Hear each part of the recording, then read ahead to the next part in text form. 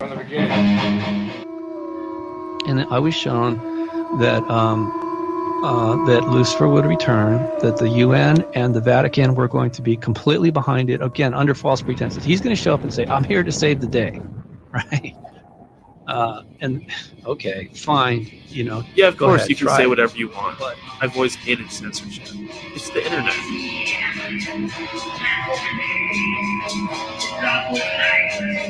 Sometimes, once they get you for your first love bite, but depending on how aware you are, right?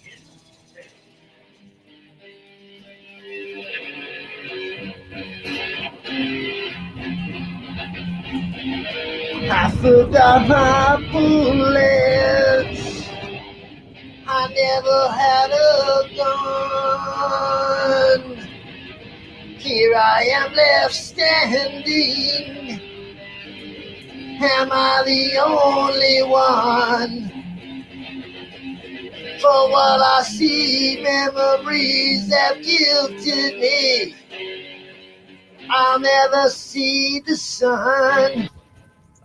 First of all, as we know, the Anunnaki and the Draco are enemies. Second of all, underneath Baghdad was a stargate that was created by the Anunnaki so that they could transfer from Jupiter to the Earth.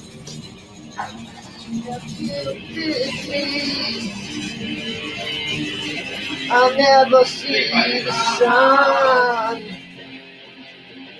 I could just end it all, but the demons will have won. Practitioners that, some are good and some use their magic for good and to heal and to help, and others do use it for evil. And, in some cases, people really were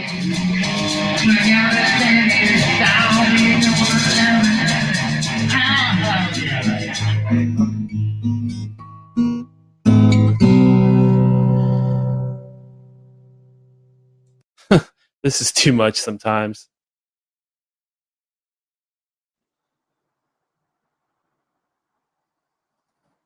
From the broken ruins of Babylon, this is End of Days Radio. I'm your host, Daniel, broadcasting to you all the way from the shimmering Emerald City right here in the heart of the Pacific Northwest. Hello, good evening. Oh my God, I've been away so long. I don't even remember what to do. That's how bad it is. I literally forgot how to podcast again. So, as you guys know, my life has been incredibly chaotic lately. I have been all over the place. I have moved again. As you can see, I am no longer in that same apartment that I was in the middle of Seattle, in my basement apartment. I'm out of there. I'm gone. It was driving me crazy. It got to the point where I couldn't even broadcast. So I apologize to all of you guys that are wondering, hey, Daniel, where the heck were you? Why weren't you on air? Why weren't you producing shows? I apologize. I just couldn't. That place was a hellhole. I literally had zero chance to broadcast out of there. And I have no excuses other than I'm back now. So I promise to honor my promises of doing more shows, et cetera, et cetera. I just couldn't get to it yet because I was occupied in a way that I'll try my best to kind of explain it later. But hey, we're back. I'm back. And I have so much to talk about. There's been so much playing out on the world stage. There's been so much drama on the political scene that is the world stage. There's been so much going on in the world. Oh my, where do we even begin? But that will wait. That'll have to wait until after our first part of the show, which, as you know, is the interview part. Today's date is, I know you guys like when I do this, because if you're going back and you're listening to old shows, unless you have the little, a little notation somewhere, you're not going to know when the show is from, especially if you're listening to the stream, which just plays shows over and over. It's August 20th, 2022. And my guest today is none other than Sherry, aka Bella. And hey, I had I had a bunch of stuff pulled up about her. Here it is. So her name is Sherry. Her friends and family call her Bella. She's a mother, grandmother, nurse, and an experiencer. Her hobbies include choreography, the study and practice of out of body experiences, working with children in many different areas. She likes to explore a gamut of paranormal phenomena, including extraterrestrial life, UFOs, out of body experiences, astral travel, lucid dreaming, telepathy, ghosts, psychic experiences, and all things supernatural as we embark on this journey of the expansion of consciousness. So, Sherry, or Bella, as her friends call her, she's very into pretty much all the things that we cover on this show. She's a longtime listener of this show, somebody I've had quite a few personal conversations with, and somebody I'm excited to have on as a guest this evening. So we're going to go ahead and bring her on, and she's going to hopefully tell us about a pretty amazing experience that she had involving none other than Michael Jackson, the king of pop. How do you like that? Should be pretty good, right? And as you know, I've been gone a very long time, so you know how that goes. Um, every time I stop and come back again, it's very frustrating, and I get that. And I'll talk more about it later, but I do want to remind everybody to go to endofdaysradio.com. And this might be kind of lame considering I've been gone so long, but if you wouldn't mind donating, I do need the funds badly. Times are rough. We are experiencing some bad inflation. Rent is going up. I actually had to move partly because of the rent just shooting up. And your guys' donations sometimes make all the difference. Like literally, there was one month where if I had not gotten any donations, I would not have been able to make my rent. So you guys have literally saved my butt more than once. And I absolutely love that. Okay. Crystal Roberts. Wow. I wasn't expecting her to show up. She's a pretty funny person. I've gone on her stream a few times. And Subway Underground, whose comment I just posted. Thank you for coming by and thank you for commenting. Let's go ahead and bring on Sherry. I mean, hey, I've sat here and blown enough hot air. So let's get on to our actual guest. Here we go. Let's see if she's ready. Oh, I see her in the backstage. Let's see here. 3, 2, 1. Boom. Hey, look, I have an iPad going and I can't find the camera. So if I'm not like looking in the right spot, I apologize. Can you hear me okay?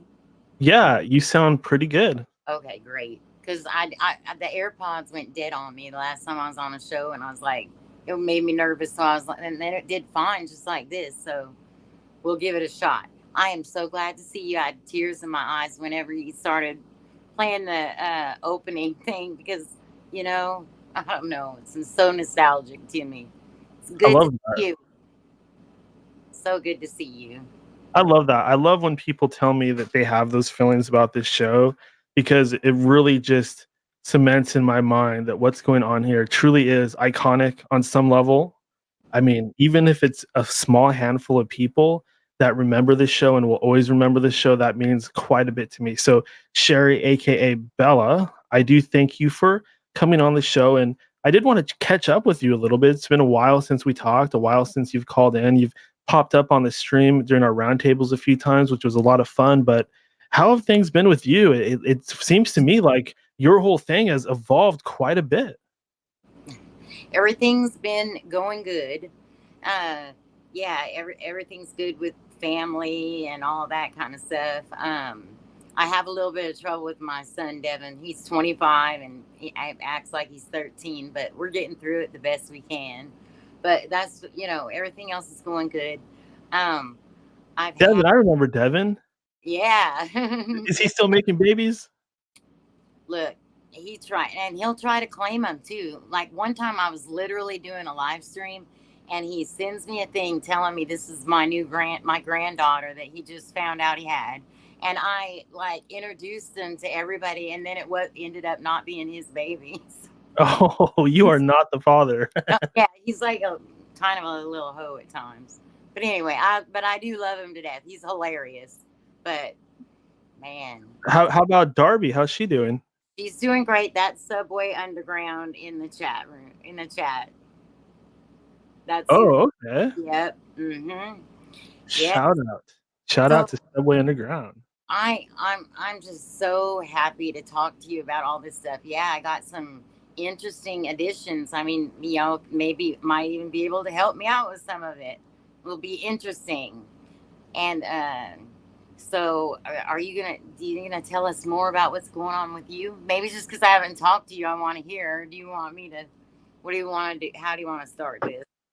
Well, basically, I've just been off air because I've been having issues. I mean, I was living smack in the middle of Seattle, and that city is just turning into a literal hellhole. I just can't believe the things that go on. I remember coming home from work one day, and I was taking a back route, and I looked over to my right, and there was this guy, and he's like moving his dog in front of the window, like he's trying to block my view. He's literally lifting his dog onto his lap and like blocking the window so I can't see what he's doing. But I kind of like looked around the dog, and the guy was trying to use the dog to hide the fact that he was smoking a crack pipe while he was driving.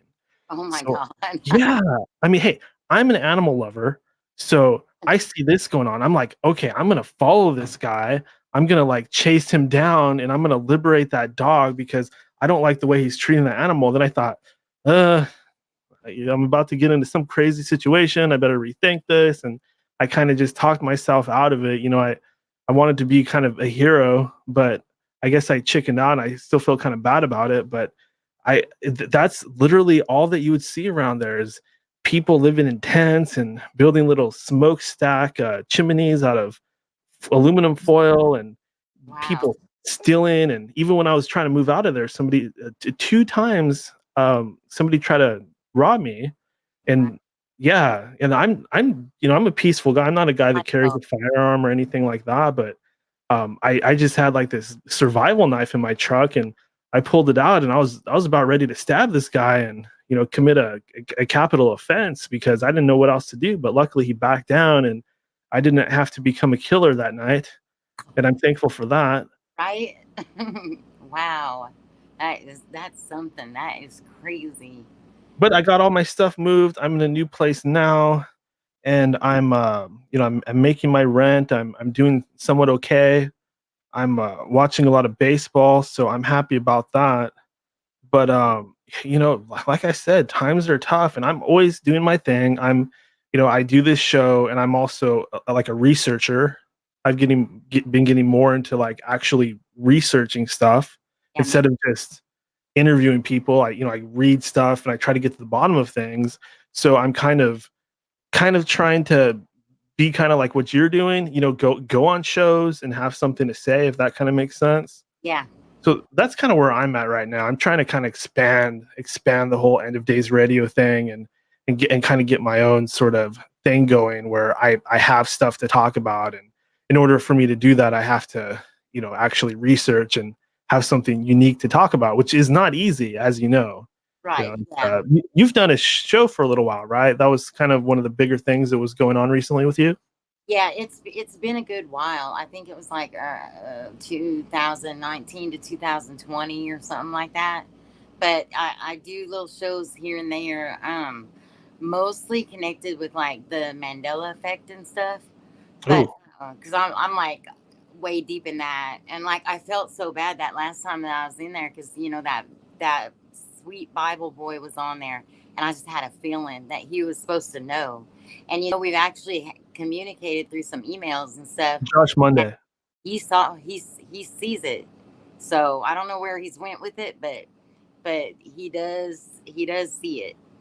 But to give everybody kind of a background, and it'll go real quick with the Michael Jackson stuff because I've had so much new stuff happen. But in 2012, I had gotten into bed one night to go to sleep, and I was not asleep yet, and a portal literally opened up by my bed, and it was let me preface this by saying that my nephew had told me he was having out-of-body experiences. I had never really heard anything about that, and I was like, oh my God, he's gonna go to hell. No. So I start looking, I'm like, before I say anything and freak out, I'm gonna like look in the Bible and study this. And I start finding it in the Bible. I'm like, in fact, all these people in the Bible that were having experiences, seeing angels, even Mary when she was told about Jesus, whatever, they were in altered states of consciousness. And you know, there it actually says out of body. I think it's in Corinthians or something. It says like, whether I was in the body or out of the body, I know not, but I saw this, that, and the other. And anyway, so I started kind of looking into it and studying it and practicing a little bit. But this was different because I had just gotten in bed and this blue portal opens up by my bed, and clear as day, Michael Jackson is there on one knee. Now, let me say that I've always prefaced this by saying if I was going to see a dead celebrity, it would have been like Steve Clark from Def Leppard or Janie Lane from Warrant. And it was Michael Jackson. The only Michael Jackson I'd been exposed to was I was on a dance team in high school, and we did a dance to PYT and Thriller one time at Halloween. And so that was really it. And I do remember when he was going through the trial and everything, that my daughter was folding clothes in her room and her TV was on, and I walked in there to get some clothes or take some or something, and she's like, they're about to say if he's guilty or not, you know. And I said, oh, he isn't guilty. Someone either wants money or that's something. I promise you. I just had this intuitive thing, you know. And in fact, since then, I've researched that a lot. While my dad was dying, I went through all the court documents, everything. And this is what I say to settle this right now. I'll tell anybody that listens to this show, if you think Michael Jackson's guilty, go to a video by a channel called Rageaholic and look up the Michael Jackson rebuttal. If you can take some cussing and some great jokes, it's 30 minutes long and you'll be convinced. And to this day, Michael's lawyer, for free, will defend him any chance that he gets, you know. But anyway, to get off of that subject, there's this portal and he says, come on, hurry up. And I'm like, just looking at him like, what the heck, you know? And he starts to go away in the tunnel, and he realizes I'm not following him. And he turns around, he comes up, and he gets almost in my face, and he's like, it's all right, you're just not ready yet. And it just closed back up into a little blue dot and blinked out. So, okay, there's where I'm at. And then a couple weeks later, I had an out-of-body experience, spontaneous. I wasn't trying to have one. And I was so much not a fan. I was telling people that he had on his bad jacket. But my daughter, Darby, she's like, no, Mom, when I described it, that's his Thriller jacket. And he put a hand on each of my shoulders, and he got right in my face, and he said, Sherry, you need to focus. You need to remember who you are. Now, I have to say, it's been 10 years. I still have communication with Michael. First off, the discernment issue. You're like, you know, everybody will say, like, you know, Bible people, whoever, they're like, that, you know, it's a demon, da da da. And I'm like, well, you know, the things that he was saying to me, like, you need to focus and remember who you are and find yourself, things like this. These are not things that like Satan says. This is more like a Buddhist monk or something would say, you know. And I know he was a searcher of the truth. You know, and sure, he probably, when he was younger, he went through his, you know, Crowley investigations and stuff like that. He did. And, but as he got older and stuff, if you notice, even in the writing of his songs, there became more like Heal the World and Man in the Mirror and those kind of songs. And he was a lover of people and a lover of children. And they knew that that was something that would hurt him, would be accusing him like that. Long story short is he guided me, taught me literally how to meditate and pray for satanically, ritually abused children. I started doing this, and then I started experiencing some psychic attacks. These psychic attacks is something that I've never talked about on any shows because the people doing the shows didn't want me to. They wanted me to like stay positive, you know.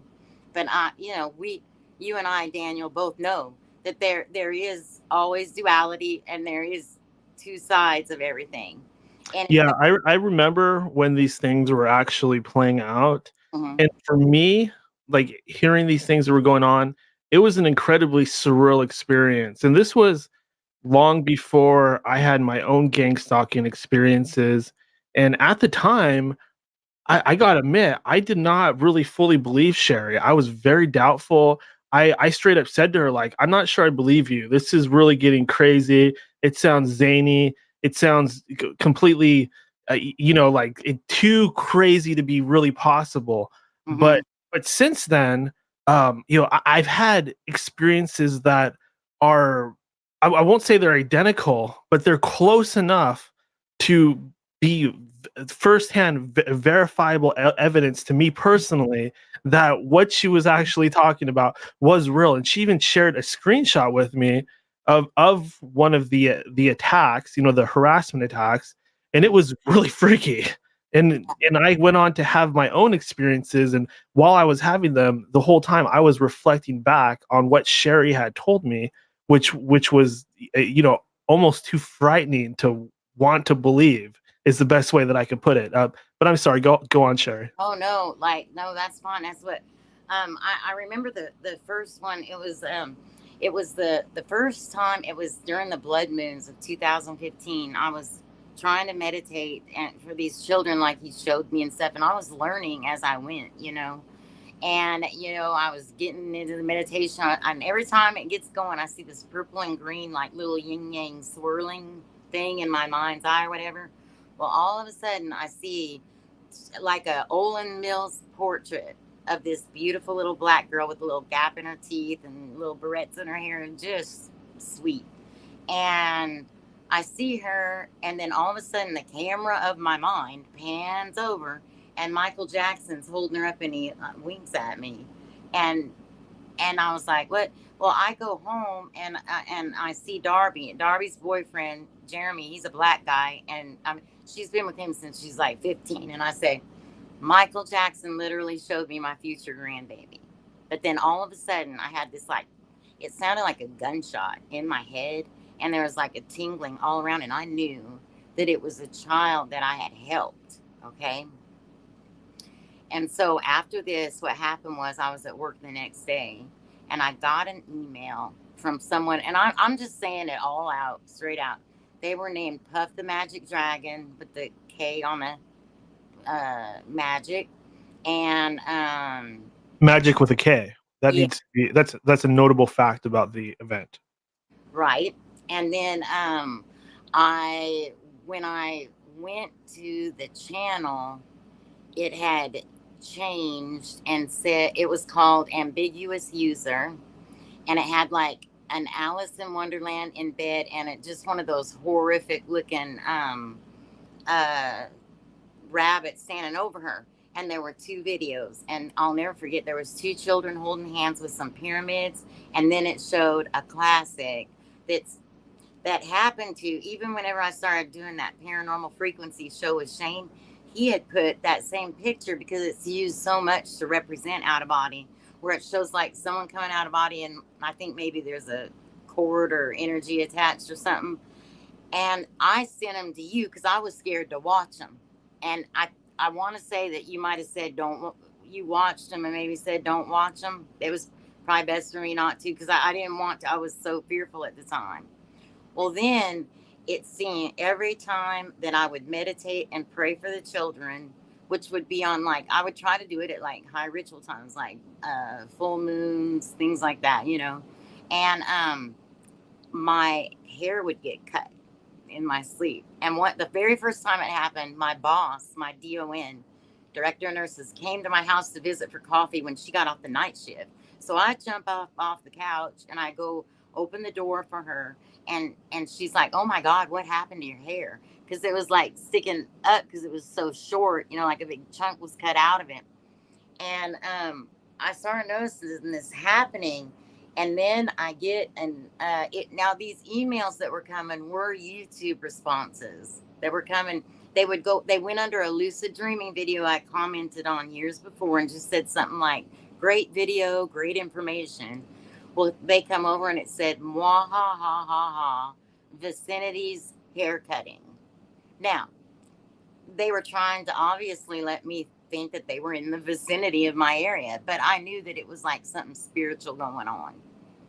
And it continued, and I had so many weird things happen. Like one time, it was like an out of body experience. It was like two guys came out of my daughter's closet, and it was like those scary pig heads, like in that Kesha video. I don't know if you know what I'm talking about. And they were like kind of just like hovering around me, and I was trying to get my phone to get the light. And Darby had like Christmas lights up in her room. Well, those were out. It was like they were off. And somewhere I just found my power, and I like jumped up and I went in the living room, and Darby and her friend were in there. Now this is all a lucid experience, and I'm like, Darby, I don't know who it is in your room, but you better go tell him to get the hell out of there, because I'm about to go kill him. And I turn around and I'm stomping down the hallway back at him, and then I like woke up, and the lights were on in there, and everything was good. But I just had so many things happen. One other thing that I want to mention real quick. One time I was laying by Darby, and I felt like someone like dove on top of me, and I could tell it was like someone in astrally. And Like an old hag syndrome sort of effect. well, I was laying on my stomach, and it felt almost like a jiggling, like they were trying to like get in me or something. Or really what they were trying to do, I think, is like knock me out of my body, because that happened. And then I heard Darby say, "You need to get out of here. You don't belong here." And I was like, Darby, did you say something? And then in real life, you know, she's like, "No, I didn't say anything." And I was like, okay. And she said it so strong and so sure. And to where I know now it was her higher self stepping in and sticking up for me. It was so crazy. Well, then it does it again. Now, this time, she literally had gotten up to go to the bathroom, and she was coming back in the bathroom. But I had heard her say, "Get out of here. You don't belong here. You need to leave." And I was like, then I wake up, and I'm like, Darby, you said something? And she was like, "No, Mom, I didn't say anything." And she lays back down. Here comes the third time, and this time, I'm standing in the middle of my living room now, and there's a L-shaped couch. I'm standing behind the short end.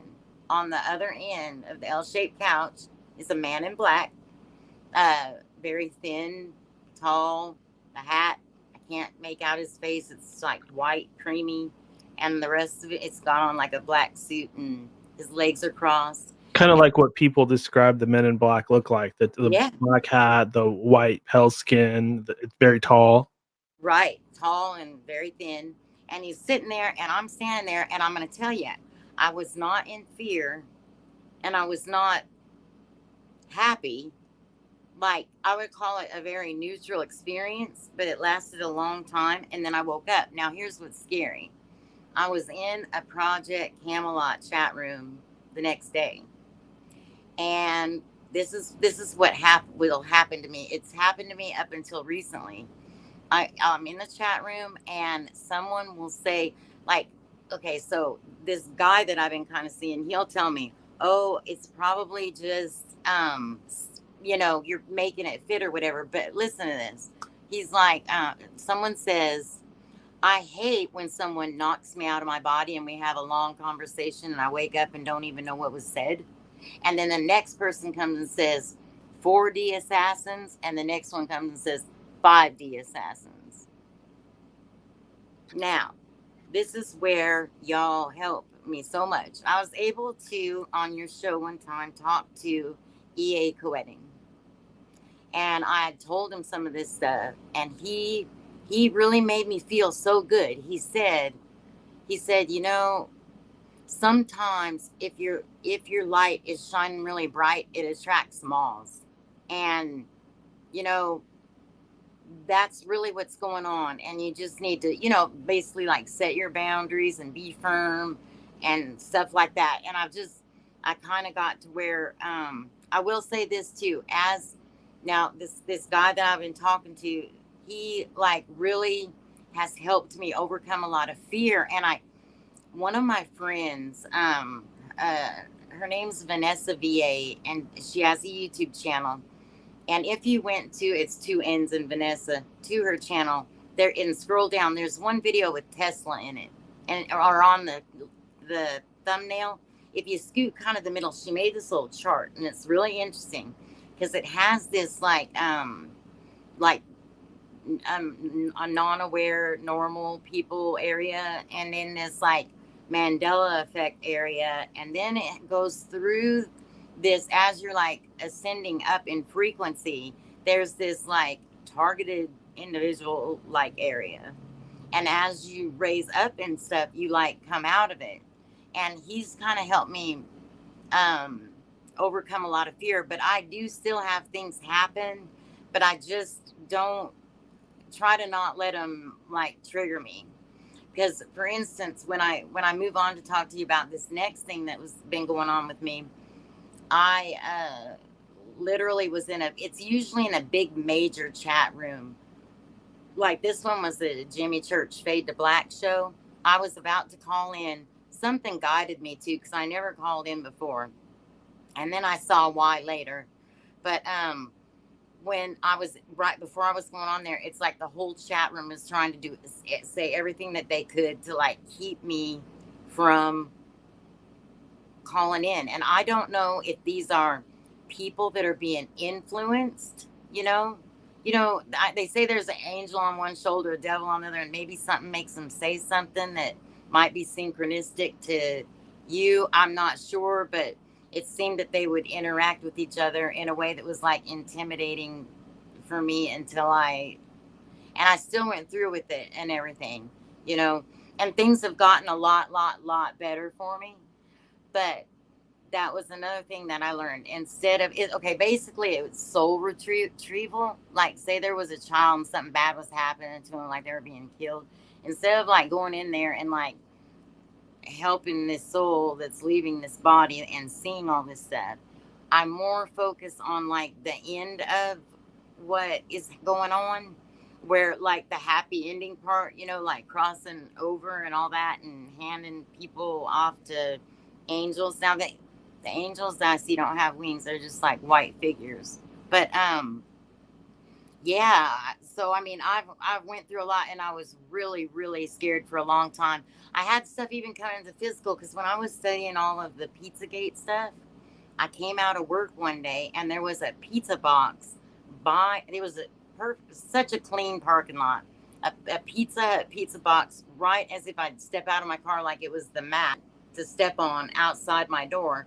And I was scared to open it. Like I really seriously was like, there could be child parts in there. So I was terrified. I opened the thing up, but here's what's even scarier. It was totally empty. It wasn't even had cheese or nothing in it. Like it wasn't dirty box. It was a new box. Okay. And another, there's sorry to interrupt you, but I just want to say something real quick. Okay. Because you're touching on something that I feel is a major part of this. Because in my own experience, when I started to have my own gang stalking experiences, it was related to going down a certain rabbit hole that was child porn, pedophilia, pedosadism, Pizzagate related. It was, look, I'm just going to go ahead and say it. I was looking into the death of Tracy Twyman, somebody who came on this show, somebody that I was very into her work, somebody who is into Magick that I found fascinating. And she was getting very into the investigating the child kidnappings and the satanic pedosadism and rituals and things like that. And it got so weird for me. Oh, I love this cigarette. That's very ambient. I'm sorry. I was like, I can't talk if I'm not smoking. I've never been very X-Files. The low lighting and the cigarettes. But anyways, so I was having similar experiences. The first time it happened was when I had a gentleman named Ramsey. His last name was Ramsey, and he was looking into this phenomena called the smiley face killers. And people were leaving me these weird YouTube comments like, "This guy sucks. Don't ever have him on again." and saying things that were like borderline threats. And I email him. I'm like, hey, something weird is going on. I had you on my show, and now these people are acting very strange. What's going on here? And he said that they're paid trolls or paid stalkers, and they've been following him around show to show and basically harassing anybody that has them on their show. And that was my first experience with this sort of thing. It happened to me years ago when I was on the old David Icke forum. Like, I ran into this character that just seemed non-human, but how do you really know when it's just on a web forum? Like, it could Right. just be a weird person. You can't really They prove it. do Even seem non-human. Yeah.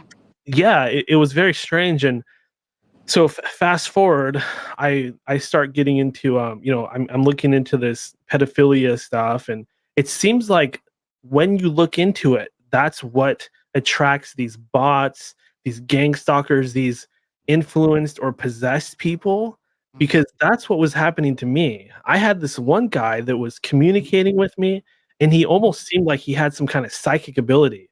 Like, he seemed to almost know what I was thinking at times. Yes.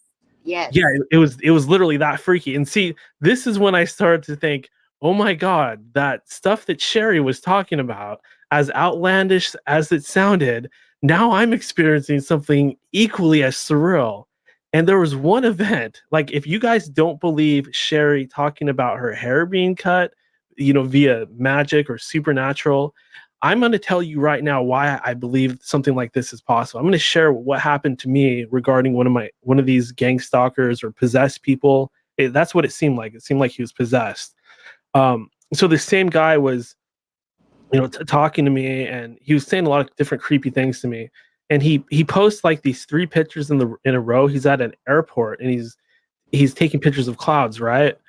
And he even takes a video of the clouds, like he's trying to show me that these clouds are real and he's really there. And he's taking pictures, picture, and a literal Satan, demon, demonic face forms in the clouds. Like, I'm looking at pictures. I'm not saying it's impossible to fake something like this, but it looked as real as could be. And a literal devil face, extremely detailed, actually formed in the clouds. Like, somehow this possessed dude was able to actually, cloud form. Yeah. yeah, it was got to be one of the craziest things I've ever seen. It was like he was showing me what they're actually capable of. So there's things that happen out there that none of us would believe, but they are indeed possible. Magic is very real, and it's how, like, a lot of us have, the people that do believe in magic, we kind of see it as, yeah, it's real, but it's not like they say in the stories or the movies. It's like it's more scientific. Yeah, that's true, but also there's some crazy shit that can happen in that world that's very similar to something you'd see in a Harry Potter movie or something like that. This guy literally made a devil face appear in the clouds. I don't know how he did it, but I swear to you, I swear on the Bible, I swear on every dead relative grave, that this is 100% absolute fact. And this is just one of the crazy gang stalking experiences that I've had. So, Sherry, I apologize for interrupting you. I just want to lend some credence to what you're saying. I'm very interested in other people's, because a lot of people are afraid to talk about it and stuff, and I used to be too, but I'm not anymore. Because I want other people to know that some of the things that happen, that there's other people out there, because you can feel so alone. And I know one thing that happened to me that was really weird was when all this was going on. That same director of nurses came to visit me one morning after work. So I was going to show her a picture of my grandsons. And I opened my phone, went to the pictures, and the very last picture taken was a picture it had a little bit of a silver vehicle in it. And then it showed the entrance to my work. Though, and that's not the work door. That wouldn't be the work door that the public's exposed to. And I mean, it was just like they were saying, look, we were right here by your door, and somehow they put that picture on my camera, and it was the first picture there. And the odd thing is, Susan had a lot of things happen too. Like, one time she left my house. She was really along for the ride the whole time and everything too. And she left my house, and it's a dirt road, and then it turns onto a highway, but it's real quiet. There's not a lot of traffic. And she pulled out, and it sounded like someone had hit their brakes to keep from hitting her, and they were honking, laid on the horn, and she almost lost control of her car and everything, and there was nothing there. So yeah. And then That's wild. I know. And then I'd had another thing happen that was I was driving on the interstate to go get my son one night, this before he could drive, picking him up at a girl's house, and you know, you drive and you look in your rearview mirror and all that. And there was a semi, you know, back behind me far enough, and I'm just cruising along at like 70, 75. All of a sudden, out of nowhere, I got like hit from behind, and my car spinned. It flipped in the medium. It went up and spun in the opposite lane, flipped again, and landed like it was going to come up into the lane that I was in again. All the windows were blew out. There was all this grass and stuff in my car. I mean, I did not have a scratch on me, but it was like all slow motion. And I remember thinking, everybody thinks that my dad is dying and he's going to die first, but it's going to be me, you know, like, and come to find out, it was so weird because it was a couple coming back from a management training for like Sonic, and the girl was having a panic attack, and the guy got mad and he went a different direction to go to take her to the nearest hospital, but he was pissed, so he was going like 120, and he was like on meth or something, and he like passed up that truck, came in my lane, and hit the back end of it. Now, although this doesn't sound like, it just sounds like an accident, that's the one thing out of all these stories, and I know you know who I'm talking about, Marilyn Hughes. We've connected since, because she had those Michael Jackson books, and I knew that she's an out of body author, and I knew that's the only thing that she told me sounded like it was a spiritual attack out of all those things that I was just telling you. So, you know, I kind of felt like it was too, but I've always been protected. I claim it. That's why I have my YouTube name is Overprotected, because it's not because of Britney Spears. Everyone, they're like, I tried to pull you up, and then I get all these Britney Spears videos, and I was like, no, it's because I'm claiming it into the ethers, you know, because that's just how I've learned to handle it, you know, the best that I can.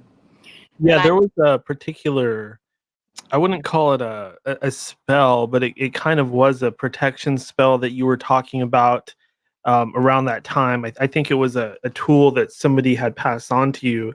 The way you described it was picturing a mirror, like an armor made out of a mirror, so that bad energy or anything that sort of tries to enter your aura, your protective, spiritual protective bubble, it would actually be deflected and be sent right back to sender. And by visualizing this, we create, our thoughts become reality. So by visualizing this, it actually seemed to help the situation, right?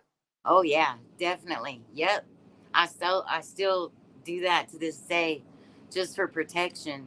Um, I I hadn't had as many things happen, but like I said, I do still have them happen. But here's the thing: during this whole time, I always have Michael sending me signs that you know, that I'm protected and everything's okay, and that he's like with me. And I got to tell you, in the Bible, they have Archangel Michael, but there is one scripture. It happens to be in Daniel. It's chapter 12, verse 1. And it says, and in those days shall Michael stand up, the great prince that stands for the children of thy people. And there will be a time of trouble like no other until that, and it goes into that dividing of time thing that almost sounds like the Mandela Effect, you know. So yeah, there's Back like on the subject of Michael Jackson, he was very aware of the global scene. I mean, he was friends with Princess Diana, for one, who was a big enemy of the Illuminati, 13 families, and really that's the source of the gang stalking it goes back directly to the 13 families who control organized crime. They control all the secret societies. Like the Golden Dawn is the Rothschilds' own private secret society, and the Queen is directly in control of Freemasonry. I believe his son's name is William. I think there's William, and then there's Henry, and William is destined to become king, while Harry. Yeah, His name, Harry. Harry is married to that one girl that they that hated. one chick. Yeah. Yeah. Boy, I wish I could. I know her name. Meghan Markle. Meghan Markle. Yeah, that's her.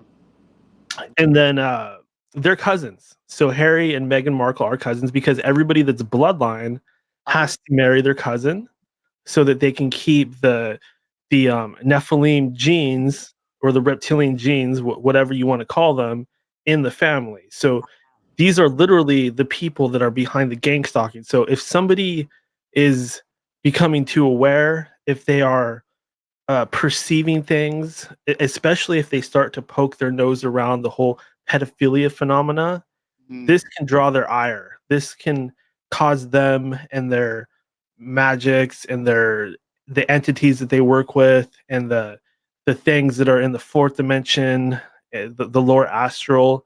This triggers them to kind of come after you. Yeah, I totally agree with you 100%. And I, like I said, I feel so lucky and so blessed to have been protected like I was through all that. And I did notice that as my vibration raised and I grew in awareness and stuff, that it's almost like, as you get these other steps, there'll be like a little gatekeeper there or something, almost. And then I'll kind of get through that. So, what I was going to tell you was I still have like these little, like I'll always know Michael's with me. Like the most recent thing was the other day I had a patient walk by me and I was like, so how are you doing? And he said, well, and he just started moonwalking. And I was like, oh, you like Michael Jackson or whatever? And he's like, no, not at all. And I said, well, why'd you do that? He's like, I have no idea. So, I mean, like I get these little shout outs from him. And there's this one restaurant that when I walk in it, a Michael Jackson song plays every single time I go in there. And once, if I didn't even recognize it one time, and it was a Jackson 5 song, Can You Feel It? So, because I don't really know all Michael's songs because he has like 10,000. Well, it's so funny because when I first started having the Michael Jackson experiences, now I've told y'all some weird stuff, but there's something that happens to me. It's happened to me 2 or 3 times. Okay. When Michael Jackson, one thing that happened was I woke up to a Twitter notification. It said Michael Jackson and Ghost Adventures is now following you. So if you take out, and I wasn't following Ghost Adventures at the time. So it said Michael Jackson, Ghost Adventures is now following you.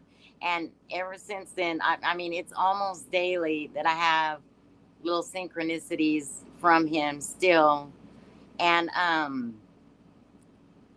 that I have not had anything negative happen regarding that at all. And I do think that there are people on the other side that are messengers.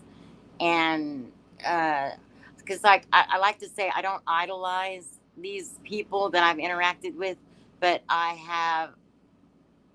they have helped me with protection and with little missions here and there. And I'm in the middle of one right now. And now I got a new boy with me. This is Gustav, Lil Peep. That's my new little boy. I call him Bella's boys.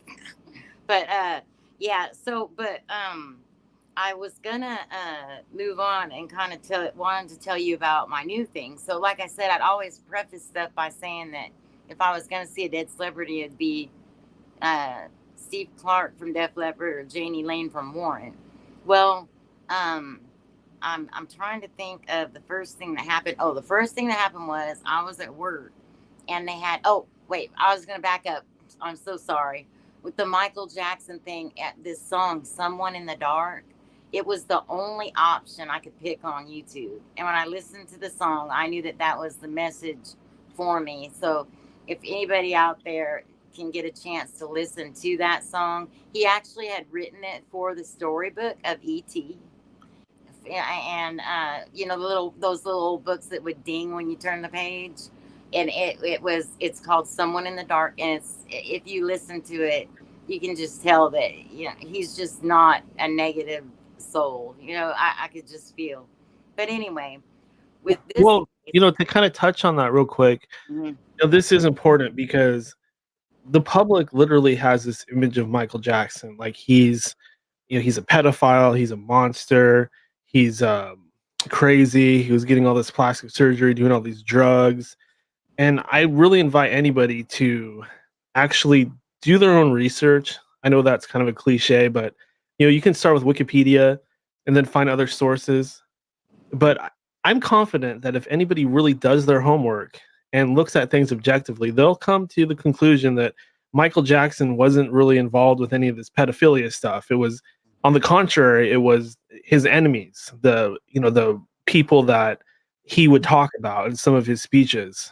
What I think happened is that they actually took their own sins and pushed them onto him in order to defame him and destroy him, because this is actually something I learned from Sherry or Bella. oh, This you is can call me Sherry. That's good. That's what you know me as. That's fine. okay. Don't feel funny about that. But what was I gonna say? Yeah, he was becoming too powerful because he became the owner of the entire Sony music catalog. And this was a great blow to the Illuminati or NWO, because that's literally something that they feel that they need to control, is the music industry. I mean, we talked about Cash earlier. I could talk about Lady Gaga. I could talk about Madonna. I could talk about Rihanna. I could talk about Poppy, who's especially freaky. Yeah. You're aware of Poppy? Yep. Yep. Yeah, that's some freaky stuff. If anybody out there doesn't believe this stuff, I invite you to go look at Madonna's Twitter videos after or it might have been on Instagram, but after the pandemic started. She's wearing an eye patch with an I don't X want on it. that. Yeah. Yeah, this is some really weird stuff. So, It's um, weird. I believe what was happening was they were pushing their own crimes and sins on Michael Jackson because he was starting to talk about them. In fact, he was probably doing it for a while. You know, there's many times when he mentioned like an enemy out there, and how black folk in particular were exploited by the music industry. And one of the things that he did when he bought Sony's music catalog was give some of those music rights back to the original blues magicians, Yep. which is truly you know, a beautiful thing to do. And Mhm. you know, people have this image of him and the Neverland Ranch and stuff like that, but go on YouTube or go on wherever you can and watch the videos of Michael Jackson meeting the sick kids in the hospital. And Right. you watch those vids and then try to tell me that this is a pedophile or somebody that wants to exploit children or wants to hurt children. I think that you'll change your mind about that. I think he was a very good man. And another thing that Sherry told me about was a famous song of his, "Man in the Mirror." And I invite anybody, once again, to go listen to that music, go listen to that song, because that song is so deep on so many levels, Yeah. and just really touched me on a deep personal level and made me, you know, look at myself and look at things. And I swear it just changed me on a deep interpersonal level.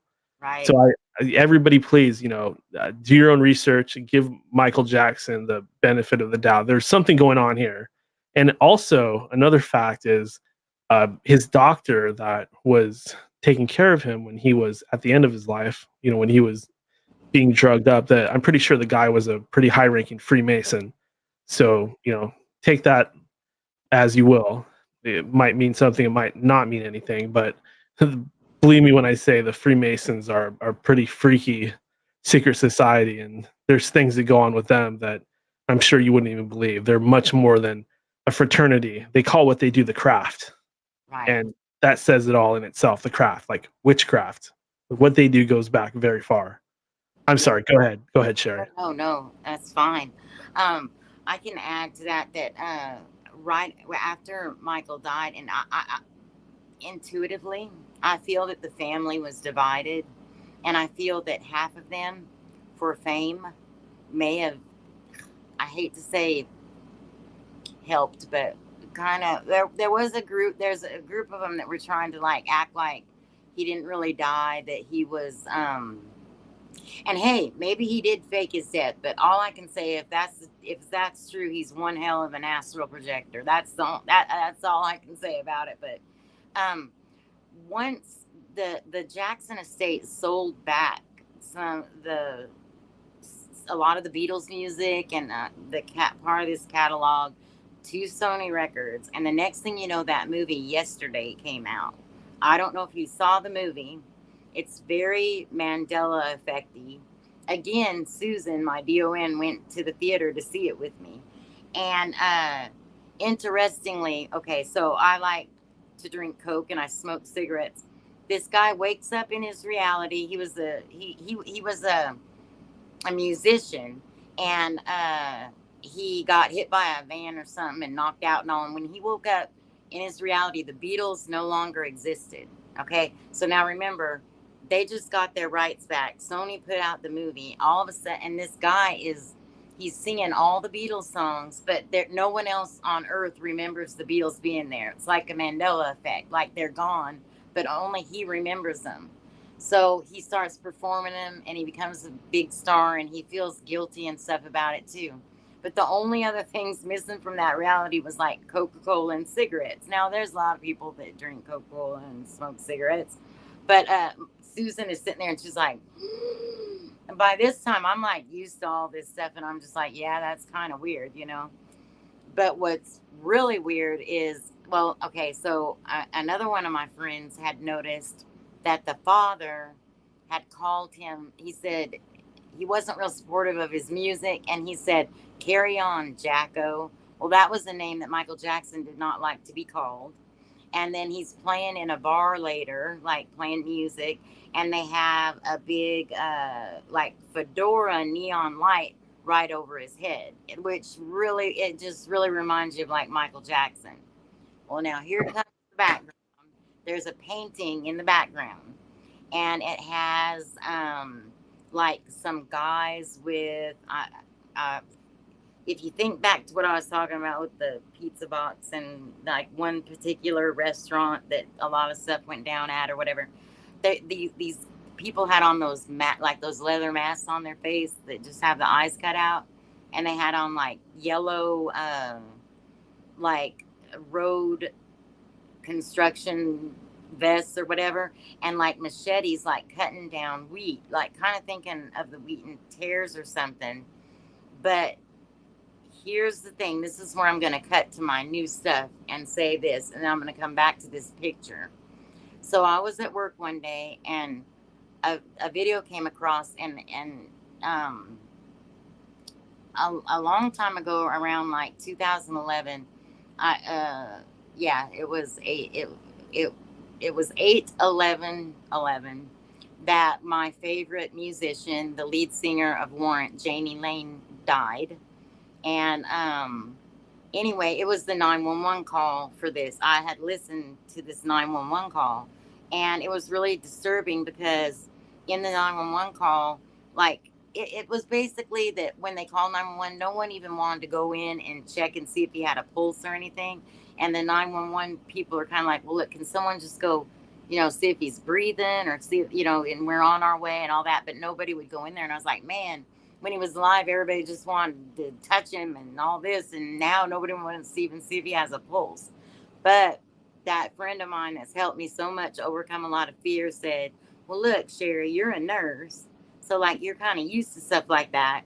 Somebody that's not really doesn't want to go in and see it be around a dead body. It scares them, he's helped me realize a lot of things like that, and I was, so I kind of like saw the light on that one. And, so I started seeing like, okay, so he died 8/11/11, and it was in room 118 of a Comfort Inn in Woodland Hills. Well, later on, I was thinking about going to stay at this hotel and go try to get that room. And don't you know that the hotel has changed now to the 818 Ascend Hotel, which that's weird. Now, okay, so going back to the Yesterday movie, there was a factory that was like silhouetted in the back of this. And I can remember like driving my kids to daycare, and they loved that song. This certain version of Heaven Isn't Too Far Away. I don't know if you know it. You probably everyone does from those little monster ballad commercials in the old days. You're a lot younger than me, so you might not, but it's, and I can't sing. It's like, heaven isn't too far away. I remember vaguely. Yeah, okay. Well, anyway, so it says at the beginning, it's like, see the factory that I worked, silhouetted in the back. Memories are gray, but man, they're really coming back. Now, I'm like, every time back in the 80s, or well, little 90, early 90s, when I would hear this factory silhouetted in the back, it was such a weird lyric, and it like struck some chord in me, like, what, why would he say that? I don't know why. But so here it is, and I'm in this painting, and then things like start, and I start investigating a little bit, and then Darby comes to me and she says, Mom, this warrant CD changed. It used to be spelled Warrant, E-N-T, and now it's Warrant, A-N-T. And I couldn't really remember at the time. And then as time went on, I did remember. And then that same friend points out to me, he's like, well, okay, wait. I found out this guy's name, Janie Lane, his real name was John Kennedy Oswald. And I had gotten an audible message from him when waking up one. He said, the victim is the killer is the victim. Well, now I'm starting to see, okay, his name, John Kennedy and Oswald, all in this. First off, you got to be being born into some kind of weird family to be named. I mean, like, whose last name Oswald would name their kid John Kennedy, right? I mean, I'm just saying. Interestingly, JFK was assassinated 11/22/63. Janie was born 2/1/64. Okay, and I even actually just got this picture, which will be super easy for me to find because it's like I just got this. Someone had showed me it. I don't know if you'll be able to see it. Wait, let me see. I can't find my camera. There you go. Yeah, that's coming in pretty good, actually. In his hat, on his home street, it says home street of John Oswald, aka Janie Lane from Warren. Okay, so okay, but still, if you look him up, that was his name and everything.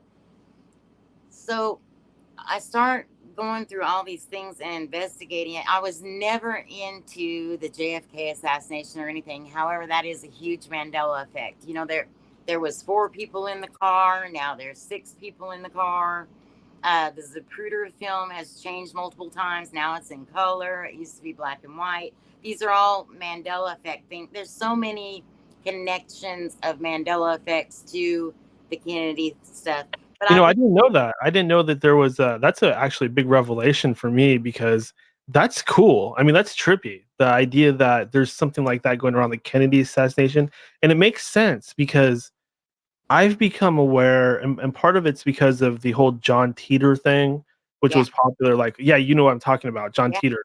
So that's when I started to kind of get into this time travel thing. And I've come to find that there's some real stuff to it. I mean, I've even had people tell me that there's like time travel in the Bible and stuff is changing. I think you showed me some of that stuff, like the stuff with the unicorn and stuff like that. But the JFK assassination, that sounds really freaky. Could you kind of go into that a little bit more? Well, first off, I seem to be the only person that I feel like there's a link to the Mandela effect and the JFK assassination. And although, okay, let's just be blank, he was a hoe or whatever, because I mean, but he had his Marilyn Monroe girlfriend or whatever, and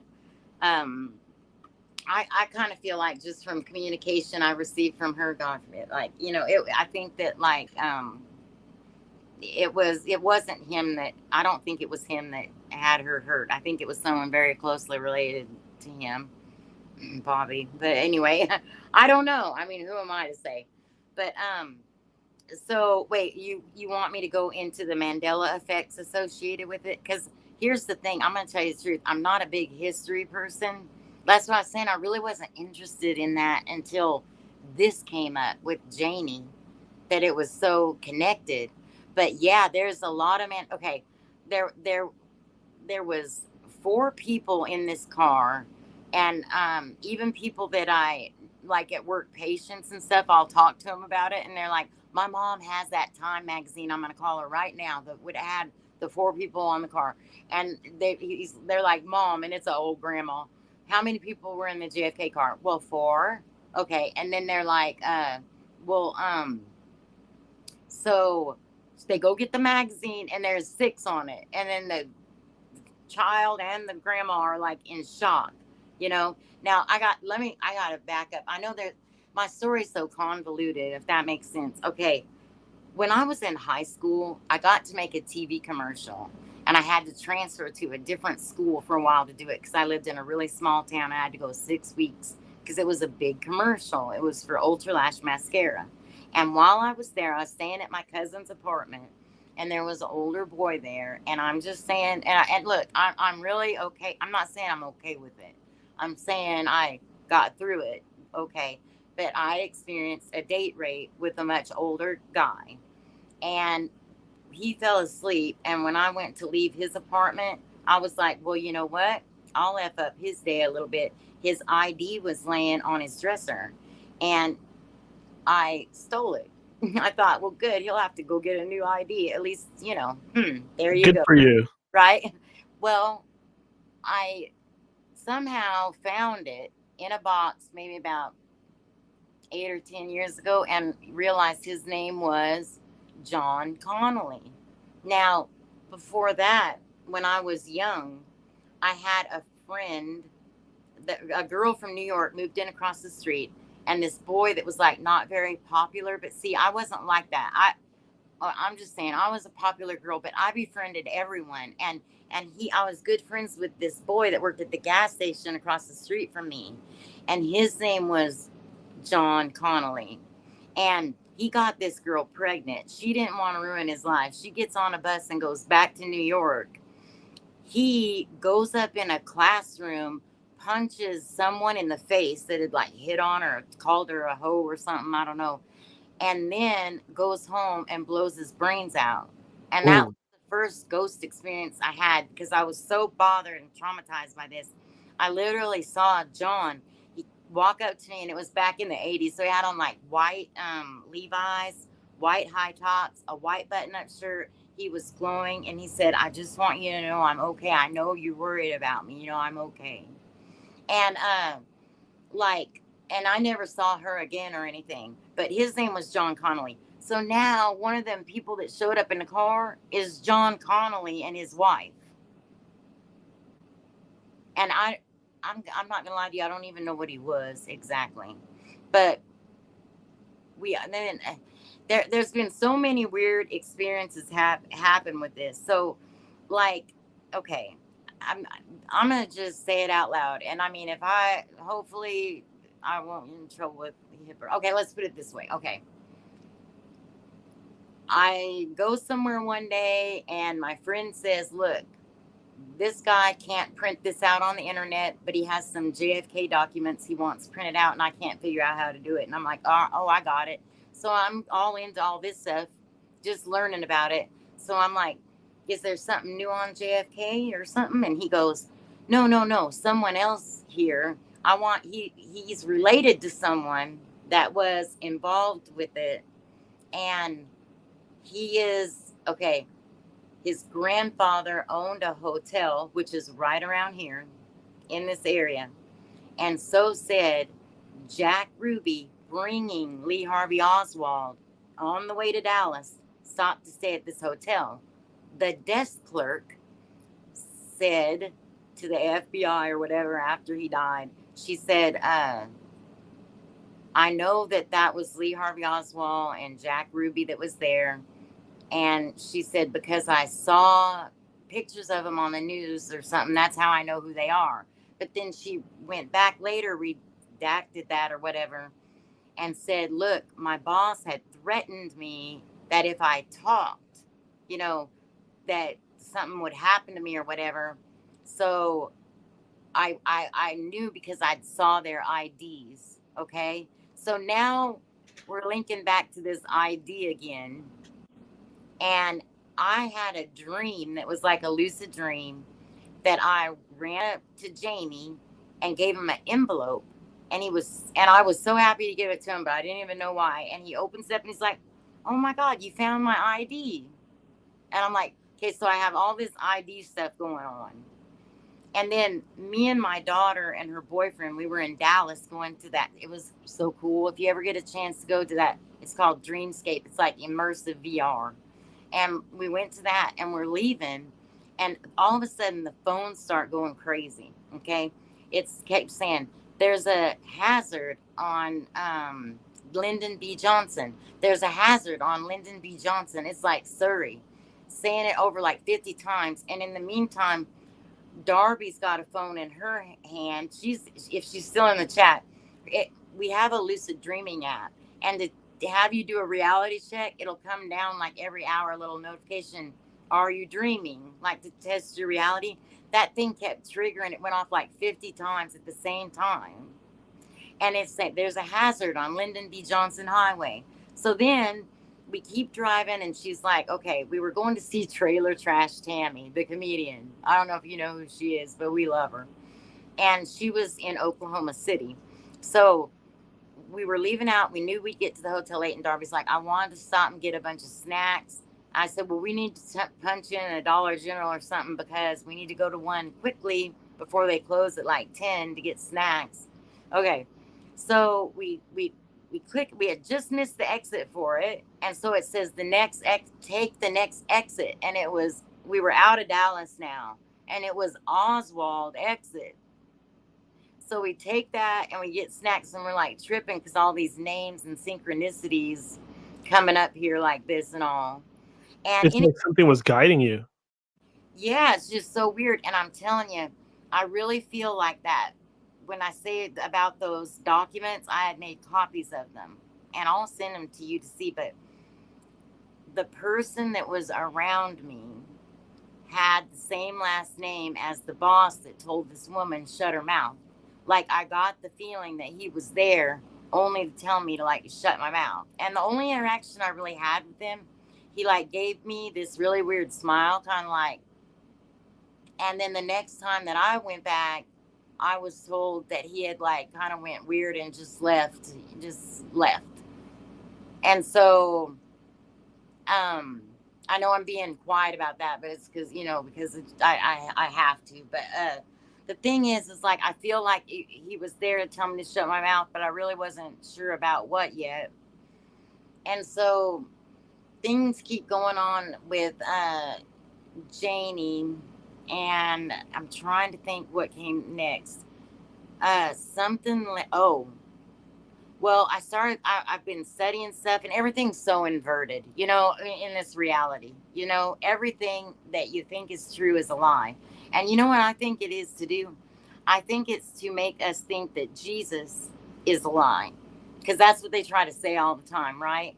And I think all of these things being inverted like this is to say that there's no whether his name was that or not. My point is that it's like, okay, they tell you this Santa's real and then that's a lie, and you keep going and you start finding out. Yeah, no, I know exactly what you're talking about. I feel like you hit on something that has been a very big part of my experience in recent years. Is one of the things I've been researching is the life of Jesus Christ or Yahshua or Yahashua or whatever name you know him by.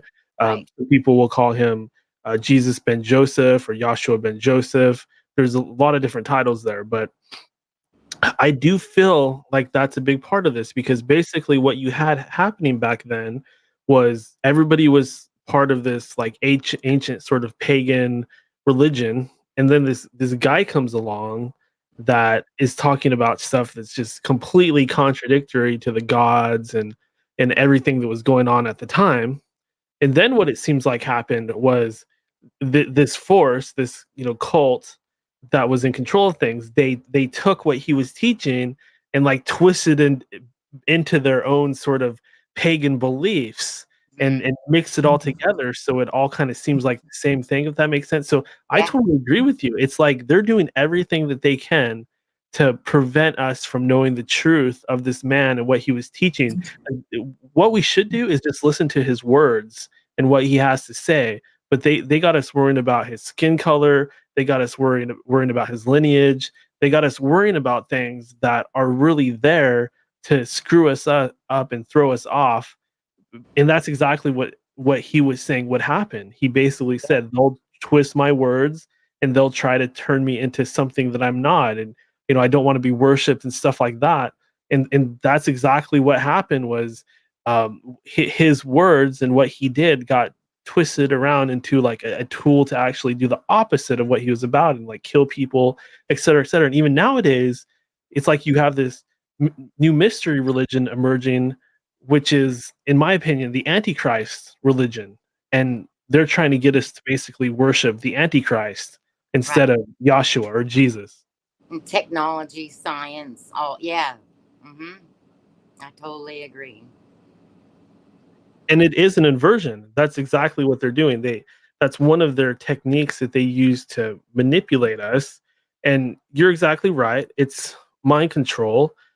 It might just be that reality isn't as real as we all think.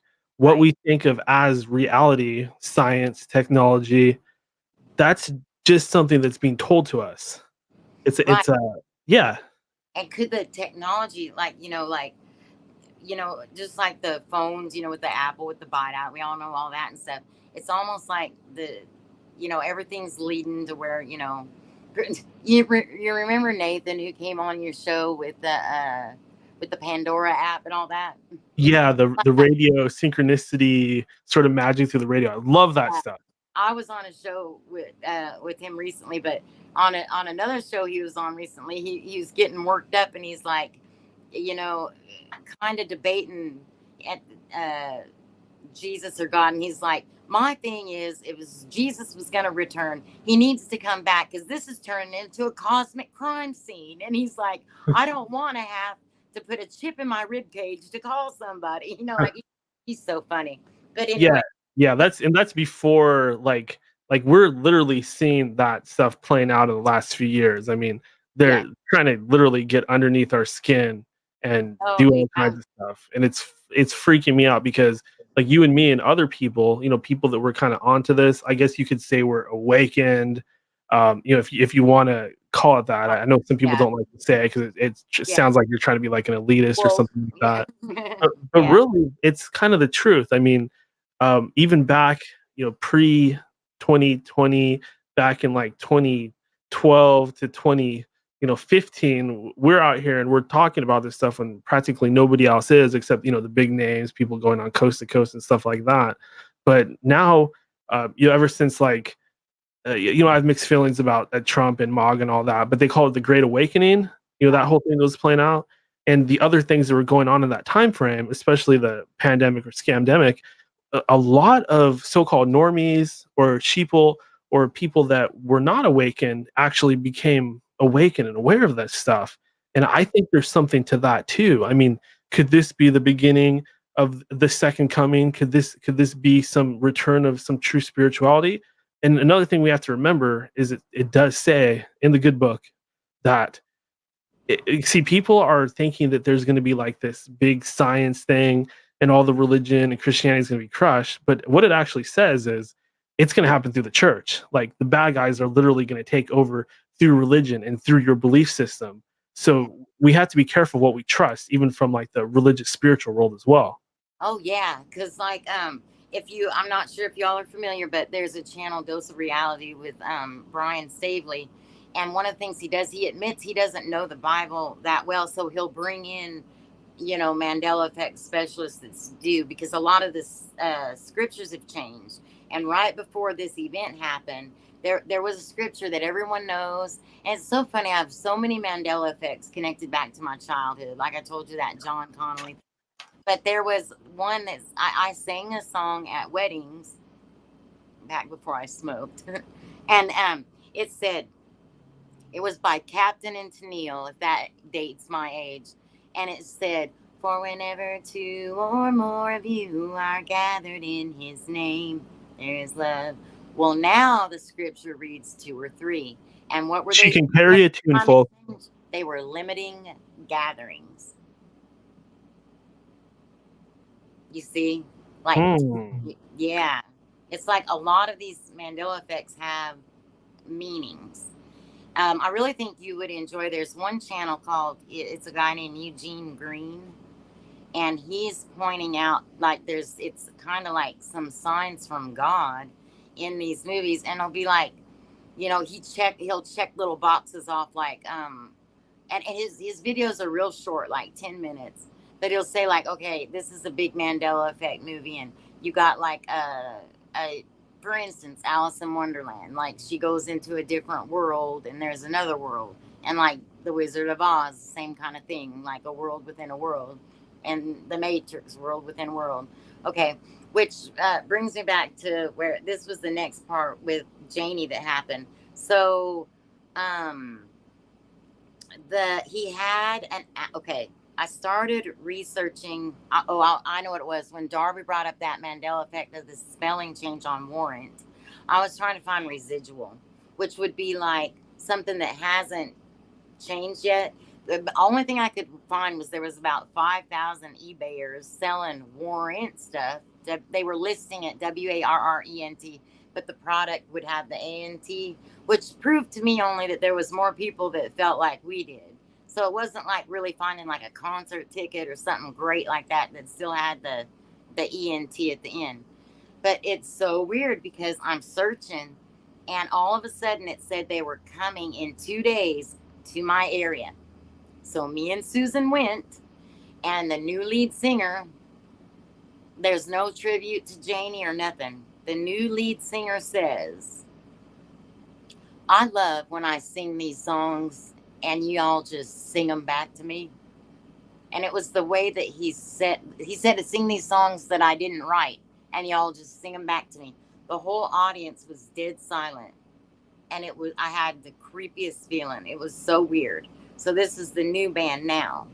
So I'm researching more, and I find out that they had a postmortem album. Now I look into every word, but it was called Catch a Falling Star.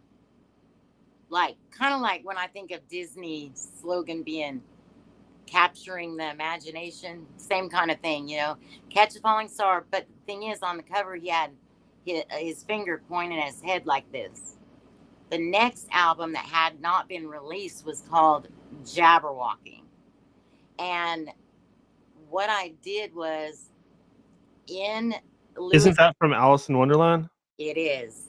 And through the looking glass, Alice had to use a mirror to read the poems, and I have to say, there was a bunch of nonsense words, and one of them was a Bandersnatch, which everybody knows the movie, that little Bandersnatch thing from Netflix. It was kind of a choose your own adventure thing, like you pick one road and go one way, or one road and go another way, and this with the remote or something. But the definition of a Bandersnatch is a monster that hunts, stalks, and kills the leader of a group. Well, interestingly, Janie Lane was in a band. And I know I know that's stretching it maybe, but I knew then he wanted me to reverse the music. So I take the first Jabberwocky song and just did a snippet of it. And on those little videos that I sent you, it's like, I think the second, it's the one that's a short.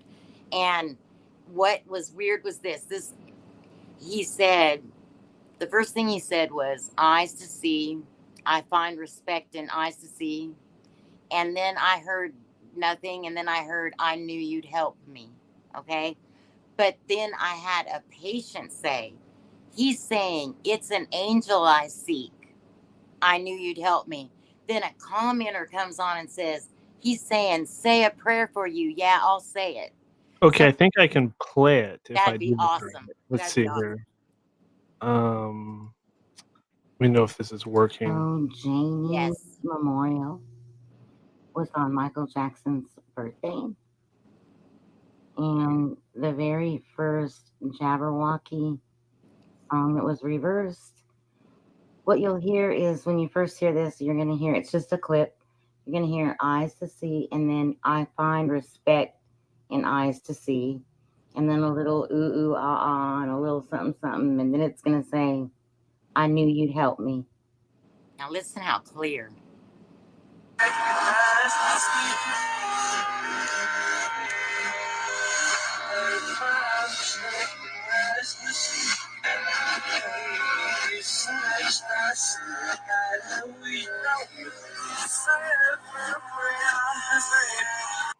I heard it. Yeah. So Yeah. Janie's So that's it memorial on that one. was on Michael Jackson's birthday.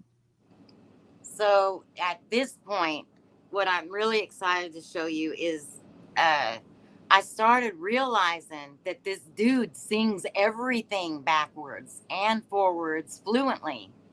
So I took that song that my kids were obsessed with, that I love so much, the Heaven song with the beautiful message that I felt was Mandela Effecty, because remember we have the factory that I worked silhouetted in the back, and then we have the memories are gray, but they're really coming back. And then at the end, he's like, the lights are going out along the boulevard, like like these celebrities dying and stuff. And anyway, I reversed the song, and that's the one that I would love to show you. That's the 5-minute first one, and I think everyone would love it if you play that. And you got to play it till the very, very end, because his daughter covered the song, and I reversed just a little bit of it, and she says something totally different, and it's the same words.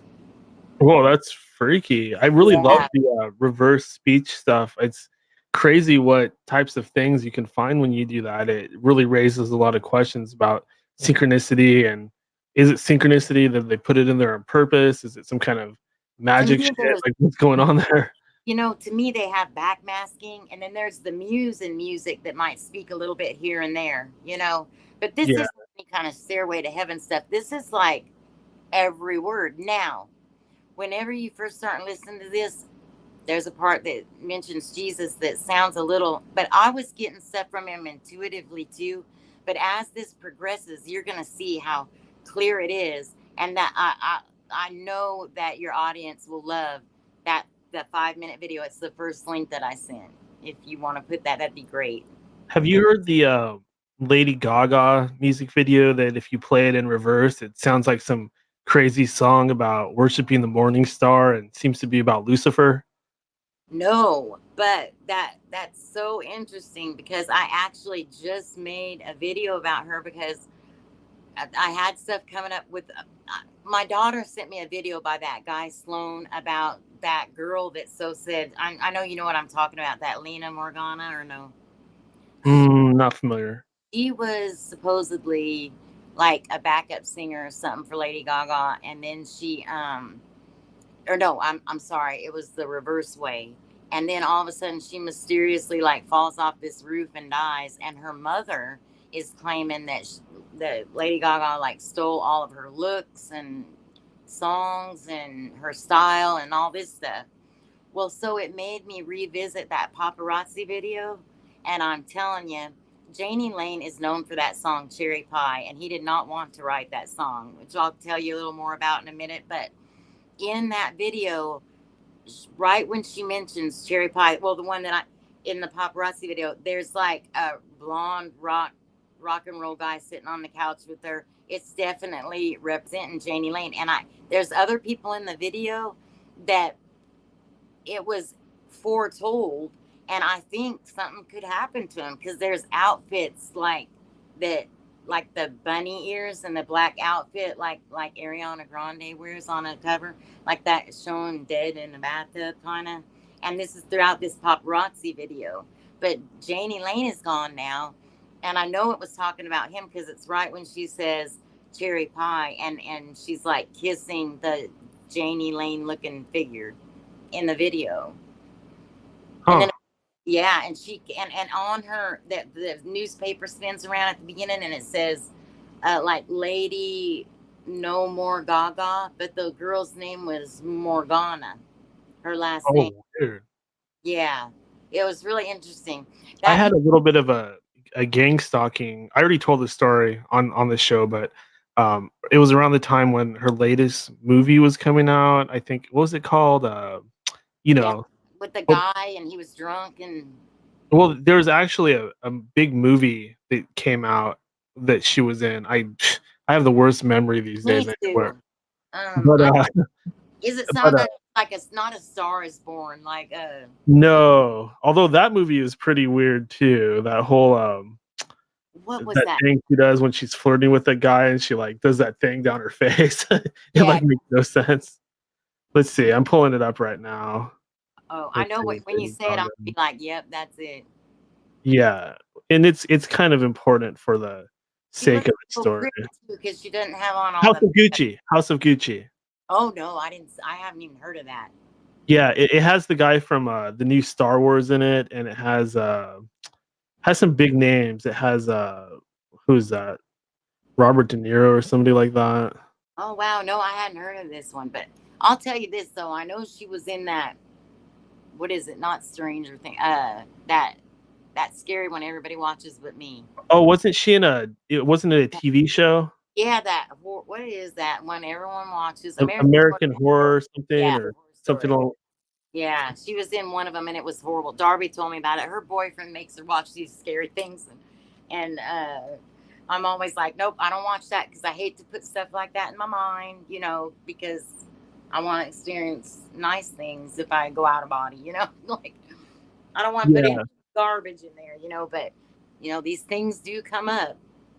Well, what happened was I was talking about her being a Luciferian, Mhm. and all of a sudden I was doing this on Twitter, and all of a sudden a bunch of her fans started like calling me names and getting really angry at me, and some of them started sending me these weird pictures of her where she looked like a vampire or a demon or something like that, and it had this like ancient weird language underneath it. Like, Oh, I don't know if they were God. trying to freak me out or if it was some kind of spell Well, or something demonic, but it was really freaky. look, I had something really weird happen. Let me throw this in real quick because you'll trip out on this. We had a lot of. I had a lot of tendency to meet celebrities, run into them. I've had a lot of out of body experiences where I'll like go in the middle, help somebody, and then I don't see the end. I don't know how to explain it, but what happened is Hillary Duff had put out an Instagram post, and she had one fingernail painted blue. And I haven't studied everything, but I can only imagine what it's connected to, like the A word. Anyway, her son. There was pictures all over the walls going up her stairs. One of them, her son was naked and was like taped down, and it was on there. Well, my oldest daughter, not Darby, this is the other daughter. She decides she's going to get on Twitter and just tell Hillary about herself. Like, this is a sick picture and all this stuff. Well, Hillary Duff like comes back at her and is like, these people saying this are sick minded and he just had on suntan lotion or whatever. And so the next thing that happens is this. She puts out a video and it's showing her son, which is exactly the age of my grandson, Kayla's son. And this boy looked identical to my grandson. And they were like standing by these great big huge suckers that looked phallic. And they were like both licking the suckers. And then they kept showing this boy. And I said, Kayla, you need to like shut your mouth on Twitter. Cause like, I feel like it was kind of a threat against Wyatt. Well, the next thing you know, I'm like praying with this lady on the phone. Okay. And that was the whole weird thing, too, because she was living where I was born and she was born here. She was Donna Summers' body double. And her daughter had just gotten a fresh Michael Jackson tattoo on her back and showed me. And someone sent her to me to pray for her. I don't know why, because I'm not like the best prayer. I just do my best, right? Well, I prayed for her, and when things were wrapped up, it's like 10:30 at night, and I get a text from my grandson, Wyatt, and it's all emojis. And at first it says hi, and I could show you a screenshot of this. I have so many pictures, take me a minute to find them, but I could maybe while that thing's playing. He says hi, and then it says something like that face that's like surprised, and then it said problem ? He had typed that out, and then it said mind blown. Then something like a football player entity or something slams into the bedroom door full force. And I'm telling you, I jumped a little bit, but like I'm so used to stuff like that now, it hardly even phases me. But I was pretty shook up about it. And I asked Wyatt, because sometimes he'll send me emojis now, like, and I can make out that they mean things. And I'm like, why'd you send that to Bella? And he's like, I don't know. And he's kind of smiling. And I'm like, well, what made you do that? And he's like, I don't know. Something just made me think it'd be really funny if I do that. And like, you know, he might send a devil or something like that. And he's a very sweet child. So, I mean, it all kind of started with that. And I hate to say that I think a kid could be influenced in some way, but I'm certain that he was that night. Well, Sherry, unfortunately, we are approaching the end of the interview tonight. I do think that we've got enough to talk about that we could do a part 2 sometime in the near future. But for now, why don't you go ahead and hop up on the soapbox one more time and just say whatever you would like to say to my audience out there. If you forgot anything, here's your chance to throw it out there. Or if you have any special messages for people out there, if you want to say something positive, negative, it's totally up to you. And please feel free to follow that up with anything at all you'd like to promote or plug this evening. Okay, so I do want to say that I think that in the end, good always wins over evil. I do believe there is a spiritual war going on out there. I've looked into the simulated reality, and I think it's coded with like zip codes, area codes, birth dates, death dates, driver's license numbers, all those kind of things like that, coded with numbers. But God could have coded it. I do want to say that the video that I want you guys to watch, it's like 5 minutes long. If you just type in Jani, Jani, Lane Nevaeh, which is heaven spelled backwards, and listen to that song backwards, it's called Jani Lane Nevaeh Reversed. And I also did do an interview that tells a little bit more about it on a channel called Rip On with 1P, Rabbit Hole. And if you type in Rip On Rabbit Hole Heaven, it'll come up. And yeah, there's a lot of links to Louisiana, and you know, maybe why I ended up here in that story I still don't really know the end of, but yeah. And there's some on my little channel that has like 60 subscribers, because my other channels got taken down. There's a few videos with Jani Lane in the title, and if you read the comment sections and make sure that you follow the descriptions, like it'll tell you where the Jimmy Church, like this timestamps on it when I called in, and so just anything with Jani Lane on my channel would be really interesting. And lastly, I'm just finding out that there may be a connection to that Greek god Janus, because he was a two-faced god that saw forward and backward in time simultaneously, and Jani sings everything forward and backwards simultaneously. So that's my research right now, and I hope that y'all visit some of those things, and I hope that wasn't too long. It was so good to talk to you, Daniel. Yeah, it was so good having you on, especially on a spooky summer night like this. I think the discussion was great. We touched on a lot of really interesting things, and hopefully we can do this again in the future. Oh yeah, I miss you. And anytime that you guys have like one of those, like a round table or whatever, yeah, let me know and I'll come on. I miss Todd and all of them. Absolutely, will do. Until then, Sherry, you have a good night. Take care.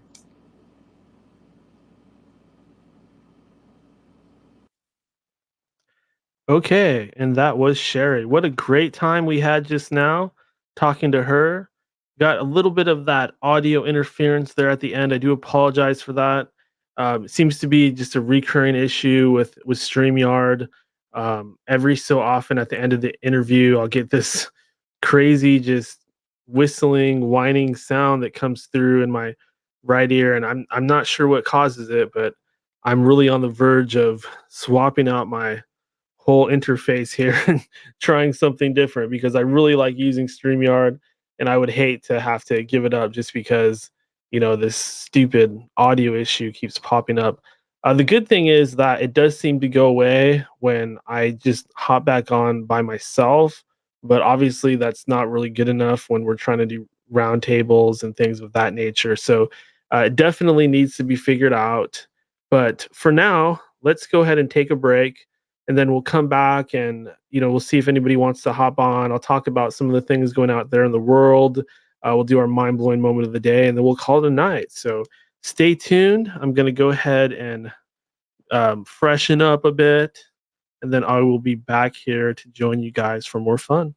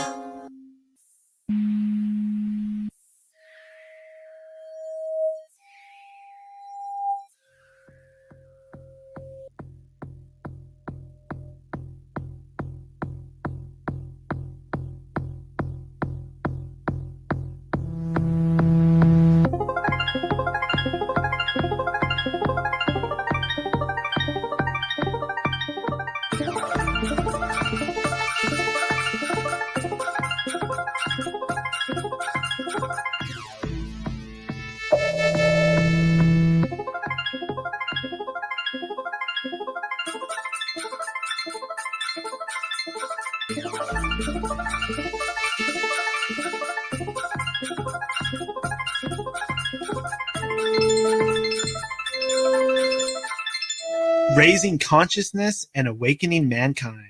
This is End of Days Radio.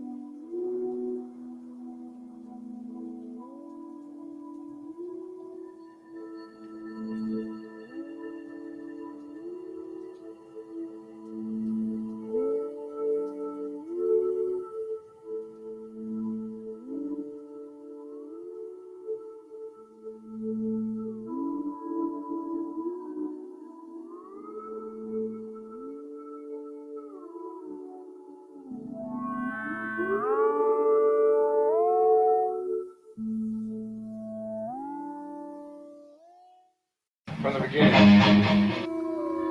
And I was shown that that Lucifer would return, that the UN and the Vatican were going to be completely behind it, again, under false pretenses. He's going to show up and say, I'm here to save the day.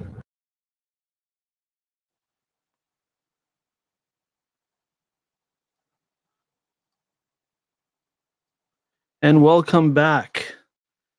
No, we're not going to listen to the intro again. Almost thought that we were going to have to, huh? But no, don't worry. I caught that. I just need to use the bathroom. That's it. So, hold on. I can be pretty useless without my notes. So I had to grab my phone. Today's mind-blowing moment of the day.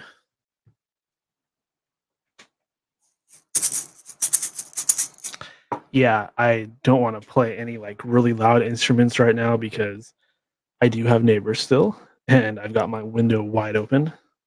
Let's see if I can't show you guys. Pretty cool, huh? Pretty cool new little studio, right? But I do have the window open, so I don't want to just go blasting different stuff.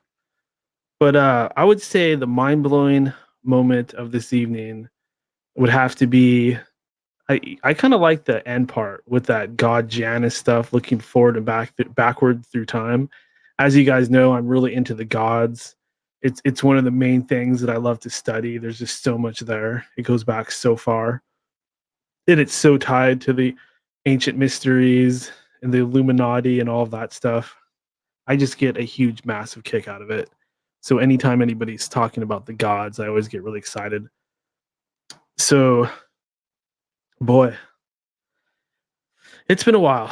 It's been a while, and I feel so bad when I can't do a show for you guys because I know that you crave this type of content. I know you're always craving this type of content, and I have made a lot of promises, and I've really done my best to honor those promises. But if I haven't been able to, or if it feels like I wasn't able to in the past, I'm definitely going to do it this time. I promised you guys 2 shows per week. Didn't quite live up to that. Life just got in the way. You know, I always feel like I'm trying to keep up with the world and the things going on around me. And then at the same time, you know, trying to pump out episodes of the show. And the two don't always coincide. Sometimes there's stuff that just gets in the way and I'm unable to keep broadcasting. And it really sucks for me because it just totally kills my momentum. And it makes it very difficult for me to, like, you know, sustain a consistent thing that we're doing here.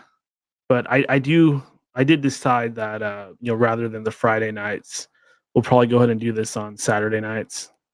I think it just makes more sense because people are often really tired on Friday nights, and Saturday nights it tends to be like, okay, me and the fam, we went to the park and we went and got some food, but we're not super tired. You don't have to work all day and then come and watch this show, which sometimes can go on until midnight while you've been working all day. I don't think that really works. So let's just move back to Saturday nights and call it good, right? Let's say Saturday night starting at 7 p.m. That way we can finish up and you'll have time to get your beauty sleep, because that's really what it is beauty sleep. As you can see, my face is melting before your eyes because I'm getting old and I'm tired and I'm getting run down and there's toxins in my food and in my air and in the water supply. So I'm basically melting, and you probably are too. So the least we can do is get our sleep so that hopefully we fade away a little slower. I totally forgot to mention the Discord. Haven't really talked about it that much in a while. Haven't done anything really in a while. But please, by all means, join the Discord. Go to endofdaysradio.com, click on that Discord link, and join up with us. We have a pretty good community going in there. A pretty good little thing happening. There's I think we lost some people, but we're at almost 100 members in there. So that's pretty cool. And please keep those donations coming. Let me go ahead and take a moment to thank everybody for anything that they've ever donated in the past, closer to the present, whether it's years and years ago.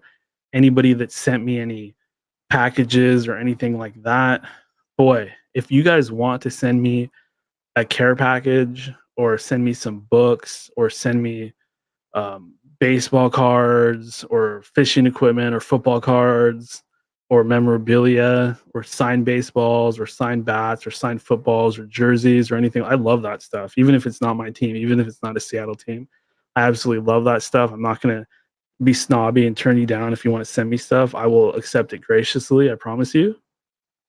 I have no problem with that. I'm very poor and I work very hard and I've always been poor. So I'm not one of these people that's like, oh, I'm not going to accept your gift. I'm too altruistic to do that. No, I will take that shit and I will appreciate it and I will enjoy it. I assure you. I assure you to the greatest effect. So don't be shy. I mean, I might not give my address to all of you freaking people out there because some of you are probably bots and gang stalkers and literal possessed people. So I don't want you knowing where I live, although you probably already do because you're in the computer and you know everything about me and you're in my phone and you watch me poop. Speaking of me pooping, I have great news, everybody. This place that I live in now, it's got a bidet. Yeah. Oh man, I could go on for hours about the bidet, but the first time I used it, I looked behind me and I was like, whoa, this is a different experience indeed. I didn't have to wipe. I know this is probably disgusting, but what's disgusting is not having a bidet and not using a bidet. Because I swear, you use this thing, you use no toilet paper, and your lower parts, your root chakra, your behind, will be so squeaky clean, you will not even believe it. Everybody should have a bidet. And once you use a bidet for the first time, you will realize that most people are filthy animals that are taking these pieces of toilet paper and just smearing poop around their own butt. Why do you people do this? Like, it literally takes like what 30 minutes to install a bidet, or you could have a plumber do it. The fact that Americans are all walking around with stinky, dirty, poopy anus holes is disgusting. It's freaking sick. It doesn't have to be like that. Why do you want to sit there and scrape at yourself for like 20, 30 minutes sometimes just to get yourself clean down there? And you're balling up all this toilet paper and you're taking these big swipes and you still can't get it all. You're on your like 30th swipe in your 30th ball of toilet paper and you still can't get it all, and you're trying to dig it all out and nothing you do will get you quite clean. That's because you need a bidet. You hear me? You hear me out? All you got to do is install a bidet, then you flush, you turn the bidet on, it comes out warm.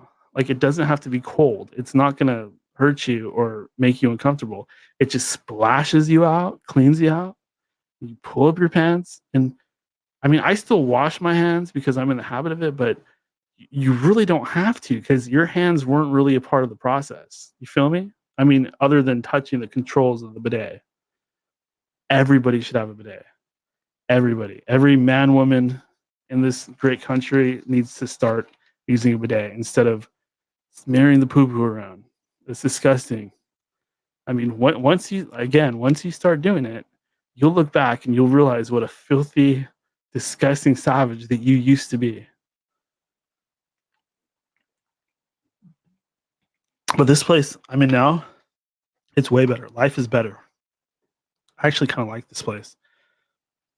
Where I was at before was just a hellhole. It was a hellhole. It was so loud I couldn't sleep. Like, my bed was right next to the street, so my head was facing the street. And you know how some people have those modified vehicles, like you have a Mustang or something like that, and then you put special exhaust pipes on there to make it like 50 times louder? Yeah, people like that were driving by me all the damn time.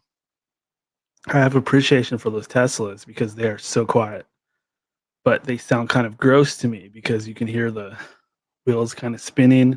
It sounds like I don't like that sound. They should play music when they drive, like play symphony. I think that would be pretty cool. So a lot's been happening, um, as far as the world stage and that drama, war in the Ukraine still raging. I believe I read earlier that we're giving them like $750 million once a month. So almost $1 billion a month, because a billion is a thousand millions, and that means we're giving them almost $1 billion a month. Why? So that they can fight Russia for us. It's getting worse and worse over there. We're getting poorer and poorer. Supply lines are being broken, and it sucks. We really need to worry about what's going on. We need to fix the potholes. We need to lower people's rent. We need to help the homeless. Oh my God, I'm so glad to be away from the city. I mean, I'm still in the city, but I'm not like, downtown in the city like I was with all those homeless people. I mean, God bless them. I feel bad for them. I've been almost homeless myself several times at this point. That's how bad it's been. But I keep ticking. I don't know. I feel like the truth is, if you try, God will take care of you, as long as you try, right? As long as you make every effort to feed and clothe yourself and to have shelter, somehow you'll be okay. You will make it. You don't have to worry that much about it. I sincerely believe that. I think that that old saying, God helps those that help themselves, that is just the most true and obvious thing. It's literally the truth. But I do want to kind of I want to talk about my old co-host, Michael Deacon, or Michael. I don't know if he still throws his last name out there, but I kind of got in touch with him again. I mean, I've talked with him a bit, over social media. Talked to him quite a few times at this point. But man, there's something really weird going on with that guy. He had some person contacted me and was asking me about him, and I was like, I don't really know what to tell you. You seem to have these claims of negative things that happen, and you're trying to kind of like get me to tell you stuff about him. It was really weird because this person was saying that he hurt them or did something, and I was like, well, what happened? And they kept declining to really tell me what the hell even happened. And I'm like, boy, I don't really care that much, but I'm curious. I mean, if Michael's going around and like doing something awful to people, I don't really remember him doing anything like that, but I'd like to hear about it just for the sake of hearing about it. I mean, it's entertaining at least, right? But this person, who I later found out was a female, would not tell me what the hell that they were talking about. And I was like, okay, this is going nowhere. And yeah. And then all of a sudden, this person's like, oh, by the way, don't tell Michael that I was telling you this or I contacted you. He'll get mad at me. I'm like, well, if he did such horrible things to you, why are you worried about him being mad at you? It sounds like you're like very close to him still, or you're like hanging about him, or you're approaching me about him online, and then you're acting weird. You're like, oh, don't tell him what I'm saying. He'll be mad at me. He won't like me anymore. Well, sounds like he probably already doesn't like you. I'm not sure what's going on there, but I thought, okay, she's telling me not to tell Michael that she contacted me. So what do? I immediately go and tell Michael that she contacted me. And I'm like, who's this person? Tell her, leave me alone. I don't want anything to do with this drama. This is annoying. I kind of don't care. And I'm insulted by the fact that I feel like somebody's trying to like use me for their drama or their revenge or whatever, or they're hoping to like co-opt me and get me on their side or something like that, or it just felt very childish, and I was kind of getting some stalker vibes. Sure enough, I get into conversation with Michael, and he's like, "Yeah, this person's been really harassing me and doing this and pretending to be other people and like really bothering me." I'm just like, "Whoa, okay, that's kind of freaky." So it sounds like Michael kind of picked up a stalker that won't leave him alone. I found that to be very disturbing. And well, the good thing that came out of it is we kind of got into conversation. We're talking about some of the crazy people out there and experiences that we've gone through. And uh, we talked about this in the past, but I was just like, hey, it'd be cool if you came on again. And we did a little interview. I never really interviewed you, so um, he was going to come on tonight, but his situation sounds like it's just as bad or worse than mine was recently, and he's just kind of all over the place and out and about, and we can't really do it right now, but it's in the cards. So probably, who knows, next few months, whatever, we'll definitely be having him on here, and we're going to do the big, end of days reunion show, and get him on here and get caught up with him and find out about his life struggles and what's been going on with his show and all of that stuff. So, longtime fans, that's something for you guys to get excited about. I hope that everybody makes an effort to join us and hop on, do a little roundtabling or something like that. But I'd like to hear about this stalker situation. I mean, besides the actual Illuminati and possessed people and gang stalkers and people like that, I can't say that any females have really stalked me. There was a few times where it was like they kind of seemed like they had an idea that we had a relationship where we didn't. But as soon as I was like, hey, we don't have a relationship, they're like embarrassed, and it's like, oh, okay, well, I thought otherwise, but okay. And I'm like, okay, that's kind of creepy, but they're backing off. It's fine. It was like that. So I haven't really had a female stalk me, but I imagine that would be kind of scary and kind of flattering at the same time. Like, hey, somebody cares.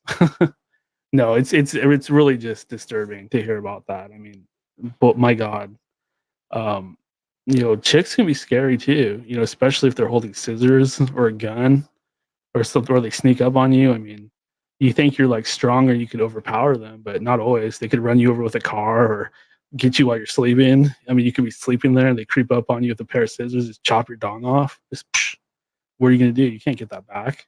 You're not gonna sew it back on. Or I guess what was his name? Jim Bobbitt, something like that. His wife chopped his thing off and they had to sew it back on. Yikes. But he's never going to have the same sensitivity that he had previously.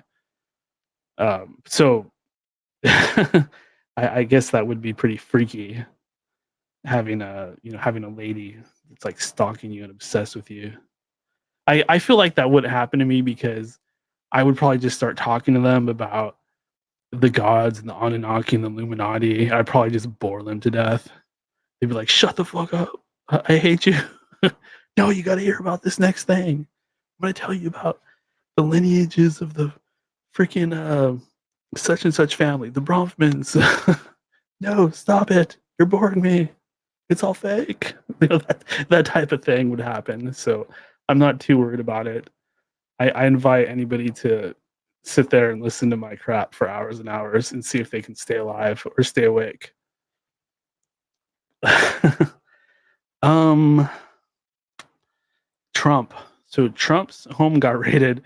I admit I've been tuning the news out a lot lately because I work a lot for one thing, and I've been mainly getting into sports. I mean, I just think to myself like, okay, such and such is happening in the news. It's a psyop. It's all a world stage. It's all a show. If I'm gonna watch a show, I might as well watch a game, right? Just so happens that the Mariners are doing great right now. They just very well might end a 20-something year playoff drought, which is like the longest for any sports team ever or something like that. It's embarrassing. It's really to that point. I don't think we've gone to the playoffs since Ichiro was playing, like back in 2001. I was really into Mariners when I was a kid.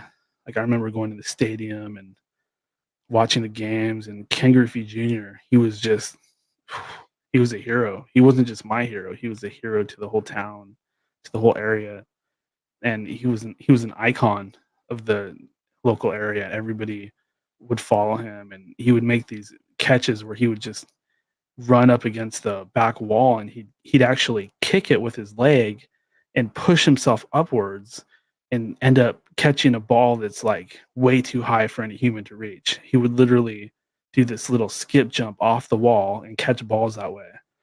I remember that was so cool, and he'd hit all these home runs. And what else made him cool was he was Ken Griffey Jr. and he was like the only guy to play on the same team as his dad. I think Cal Ripken and Cal Ripken Jr. did it too, something like that. But I just remember Ken Griffey was the first, and I had a bunch of his baseball cards, and I'm getting back into baseball. As you guys know, I was just like I'm hugely into Seahawks. Huge, like I've worn my jerseys and my hats a lot on the show, and I've been really into football. But I was way more into baseball and basketball when I was a kid. I didn't even care about football. I mean, I thought it was cool, but I didn't know much about it. I really didn't give a crap about it. I was mainly into baseball and basketball, and I wish that I would have played baseball. I didn't because all the kids seemed like they were playing little league since they were like 4, and I knew I would just go out there and make a fool of myself, so I didn't even try. And football, I wanted to play football, but I didn't understand how to sign up. Like the first day of school, I'd be like, "Hey, how do I play football, guys?"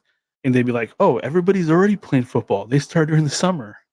I'm thinking to myself, this was like pre-internet or before the internet was really getting started. I'm thinking to myself, what, how am I supposed to join a team during the summer? When are you supposed to show up? What are you supposed to do? And I was really shy. So I really had no chance of getting to the school and getting in the right line or signing the right paper to be able to play football. Luckily, I did wrestle. I was on the wrestling team because, they'd say, if you want to join the wrestling team, to show up after school. So all I had to do was just stay at the school and go down to the gym and change into the wrestling gear. So I was actually able to wrestle. So I did play a little bit of sports, but I got really out of the whole sports thing because I wasn't really one of those types. Like I wasn't a jock or a popular kid.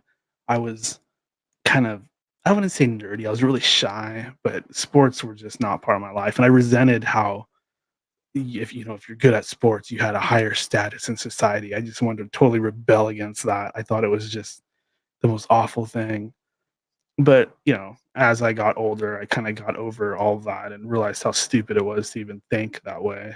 I mean, like if I had kids, I would put them all in Little League for my own enjoyment, and I don't even care because it'd be fun for me, and they would be so glad that they would be good at baseball and able to play on the team if they want later. You really got to get the kids started early so they can be competitive. Anyways, Trump, back to Trump. So his home got raided, and apparently they were looking for all these special documents and stuff like that. They're looking for the nuclear launch codes or some sort of documents that have to do with nukes and all this other BS. And that's really what it is. It's just a bunch of BS.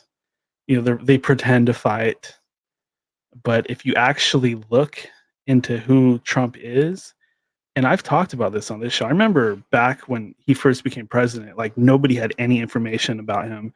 And they're like, "Oh, I want to connect Trump to this stuff, but I just can't. There's nothing out there. He's clean, guys. He's clean. He's one of us. He's one of the good guys." I remember so many people were all about that narrative, but a lot has come out since then, and it's really always been out there. And the truth is, Trump is related to all these people. He's cousins with Joe Biden. He's cousins with Hillary. He's directly related to the Queen of England. So he's bloodline. He's part of the cabal. He's one of their cousins. As you know, all of our presidential elections are all cousins running against each other. You know, his lineage goes back to Bavaria, and we all know what was going on there. But he's as bloodline as you can get. He's in all kinds of pictures with these people. He wouldn't have even been allowed in if he wasn't one of them. So if you have any doubts about that, if you're a huge Trumper or you still believe in him, then you go on Google and look up his lineage. Just try something like Donald Trump bloodline or lineage or Illuminati Trump or 13 Families Trump or something like that. It's there. It doesn't seem like they're hiding it as good as they were, but you'll see who he comes from and who he is, and that these people literally are all kissing cousins. And there's reasons they do that. I mean, they want to make sure whoever they install in these positions is one of their mind controlled slaves. You know, somebody that was hopefully in their eyes like somebody that was abused from an early age, somebody they can exploit, and somebody that they can get to play ball because they can really only trust their own kin. And the more of this blood that you have in you, the more connected to the more you're related to Satan, I guess. It's like Satan's bloodline. So the more inbred you are, the more satanic you are. So I guess it's something to be proud of. I guess it's the truth. I mean, you go down the rabbit hole, you're gonna find all this stuff. But anyways, I could go on about bloodlines and the Illuminati for hours and hours, and perhaps I will next week. Speaking of next week, we have some great shows coming up. On the 3rd of September, we're going to have a real life Marxist come on, a dude that's as communist can come. He is like all about the whole Antifa perspective. I've been looking for somebody like this for a while, just for entertainment's sake. So we're going to actually get a real life Marxist on. And this guy, he's actually, he has his own comic book. So we'll be talking about that too. On the 10th, we're going to be talking to Chaz again. You guys remember that one? Oh my God. That was a crazy show. That was like some people's favorite. The Chaz of the Dead. The bee UFOs, the UFOs that they made, that these guys made, where they took all these bee husks, and they put it inside this little homemade machine, and it was just like flying all over the place. Like they were using some unknown science to just create a UFO. That's pretty badass. But yeah, I've been I know people don't really give a crap about this, but I've been getting into collecting baseball cards and sports cards like I was doing when I was younger. And I guess this is getting really popular again. Just coincidentally, you know, when I'm getting into it, it's like skyrocketing in popularity. The story goes that during the pandemic, people were going up into their attics and they were pulling out a lot of their old baseball cards and stuff like that. And they ended up like making YouTube videos about them and stuff like that. And sports cards just exploded in popularity again. They haven't really been a thing since I was a kid. I remember they were popular when I was like 9 or 10. And then the superhero cards came out and gave people kind of something different to get into. And then the Magic cards came out. And when Magic cards came out, game over. Like no one cared about sports cards or trading cards anymore. They had to have cards that you could play a game with. And then Pokemon came out, and that was huge. Pokemon and Magic cards. Those are the two really successful ones. There's been other ones that were like that almost made it. I remember there's a popular Star Trek game and a Star Wars game, and there was one based on Lord of the Rings.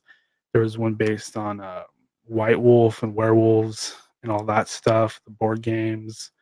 There was one based on Dungeons and Dragons, but those card games were just huge. I think they call them CCGs, collectible card games.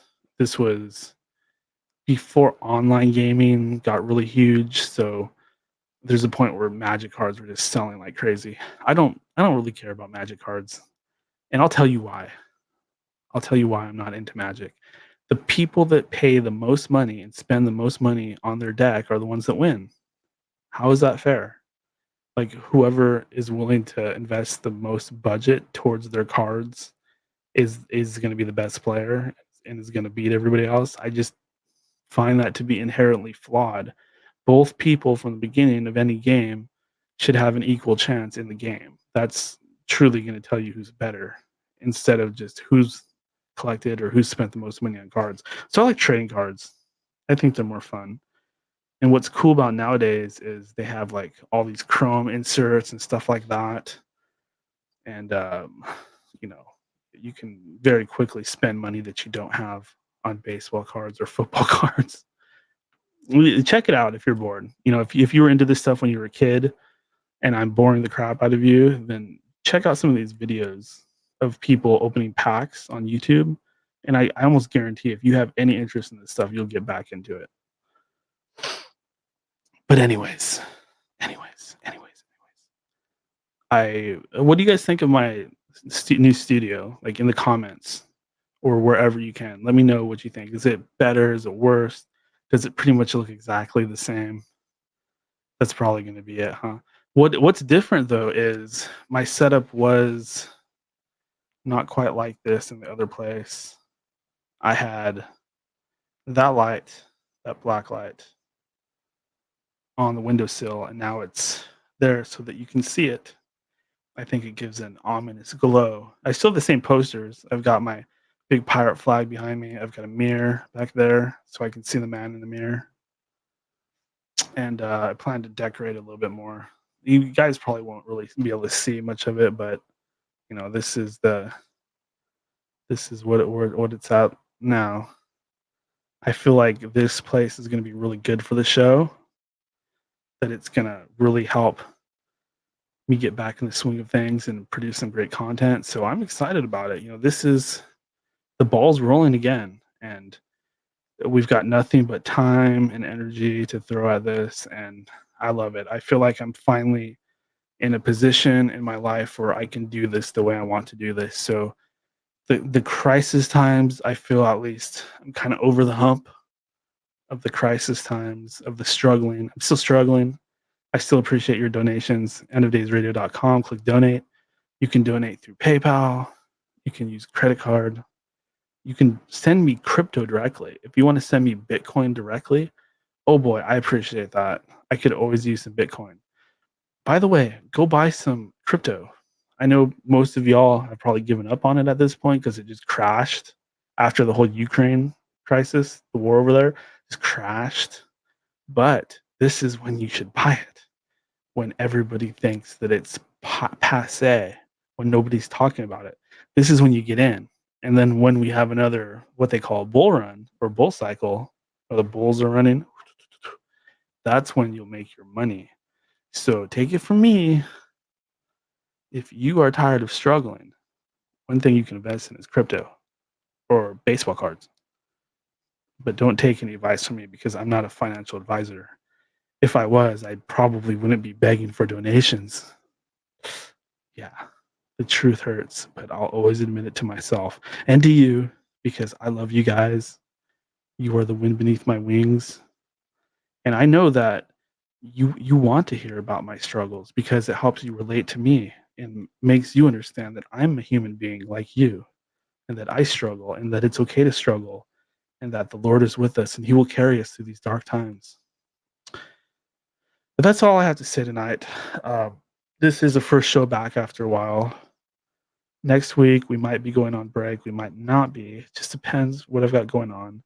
But I'll definitely be back for sure the week after and the week after that. I'm getting shows scheduled. We're going to do the thing with Michael at some point. And I'm back. And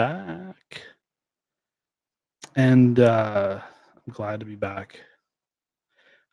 But I'll see you guys next time. Good night, everybody. Thank you so much.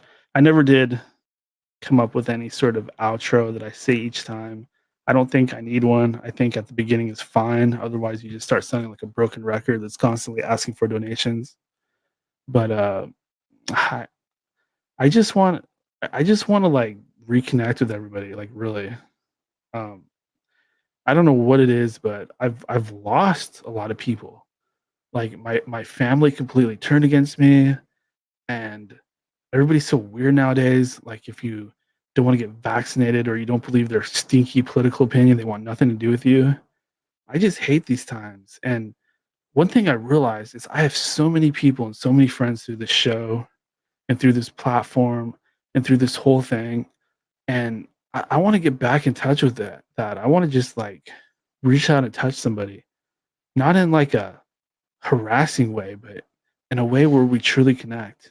So I want to connect with y'all again. I want to get together. I want to go on your shows. If you have a podcast, I'd love to be a guest on there. I get rave reviews when I go on shows. Oh, by the way, I want to give a shout out to my man Lee, General Lee. I just went on his show, Subconscious Realms. What was that, last weekend or the weekend before? And did a great interview on that show. When did I do that? Back on the 6th of August. So it's Google Subconscious Realms podcast, and you could listen to, I think it's his last show, or it might be 2 or 3 back. I'm not sure, but it was me and 2 other guys, and oh my God, it was probably one of the most philosophically deep discussions I've ever heard. And he's coming on, General Lee is coming on my show finally, because I said, look, buddy, you got to come on my show finally. And he said, okay. So he's going to come on, and he's going to bring one of the dudes that was part of that whole discussion. So he's going to bring him on September 25th. And we're going to roundtable the shit out of this biatch. And this guy he's bringing on, he's a Native American, and he's from an actual tribe. And he's a healer, and he understands the magics and the shamanism, and he's got a lot to say. So worlds are going to collide. The unstoppable force is going to meet the movable object, and we are going to get down and dirty with this truth telling and these deep esoteric discussions and these thoughts. We're going to get down and dirty. So join me in these future projects, and I will promise you that the days of Daniel just curling up in a ball and being afraid of the world and being afraid to look this life in the eye, those days are over. I'm a new man, and the fire in my heart is back, baby. It's back, and I'm going to take this world by storm, because these are the last days, and there ain't no time to sit there and feel sorry for yourself. No. This is the time to rise up and get things done, and to be a man's man. You know what I mean? Can't sit there and feel bad for yourself. You got to grab the bull by the horns. The bull. You got to grab Moloch by his horns and just knee him in his cow nose over and over and over until he lays before you bloodied, and he promises to never hurt another child. Oh yeah, I will see you guys next week. Oh yeah. Good night, everybody.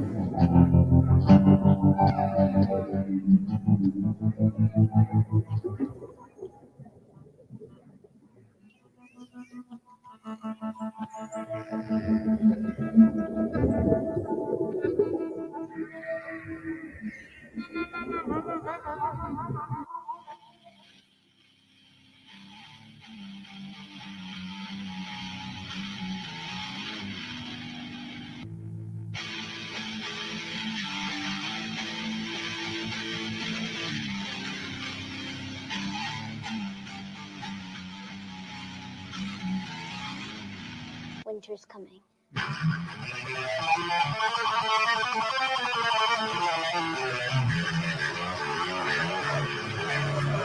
The king has returned from the broken ruins. Babylon. This is the end of days.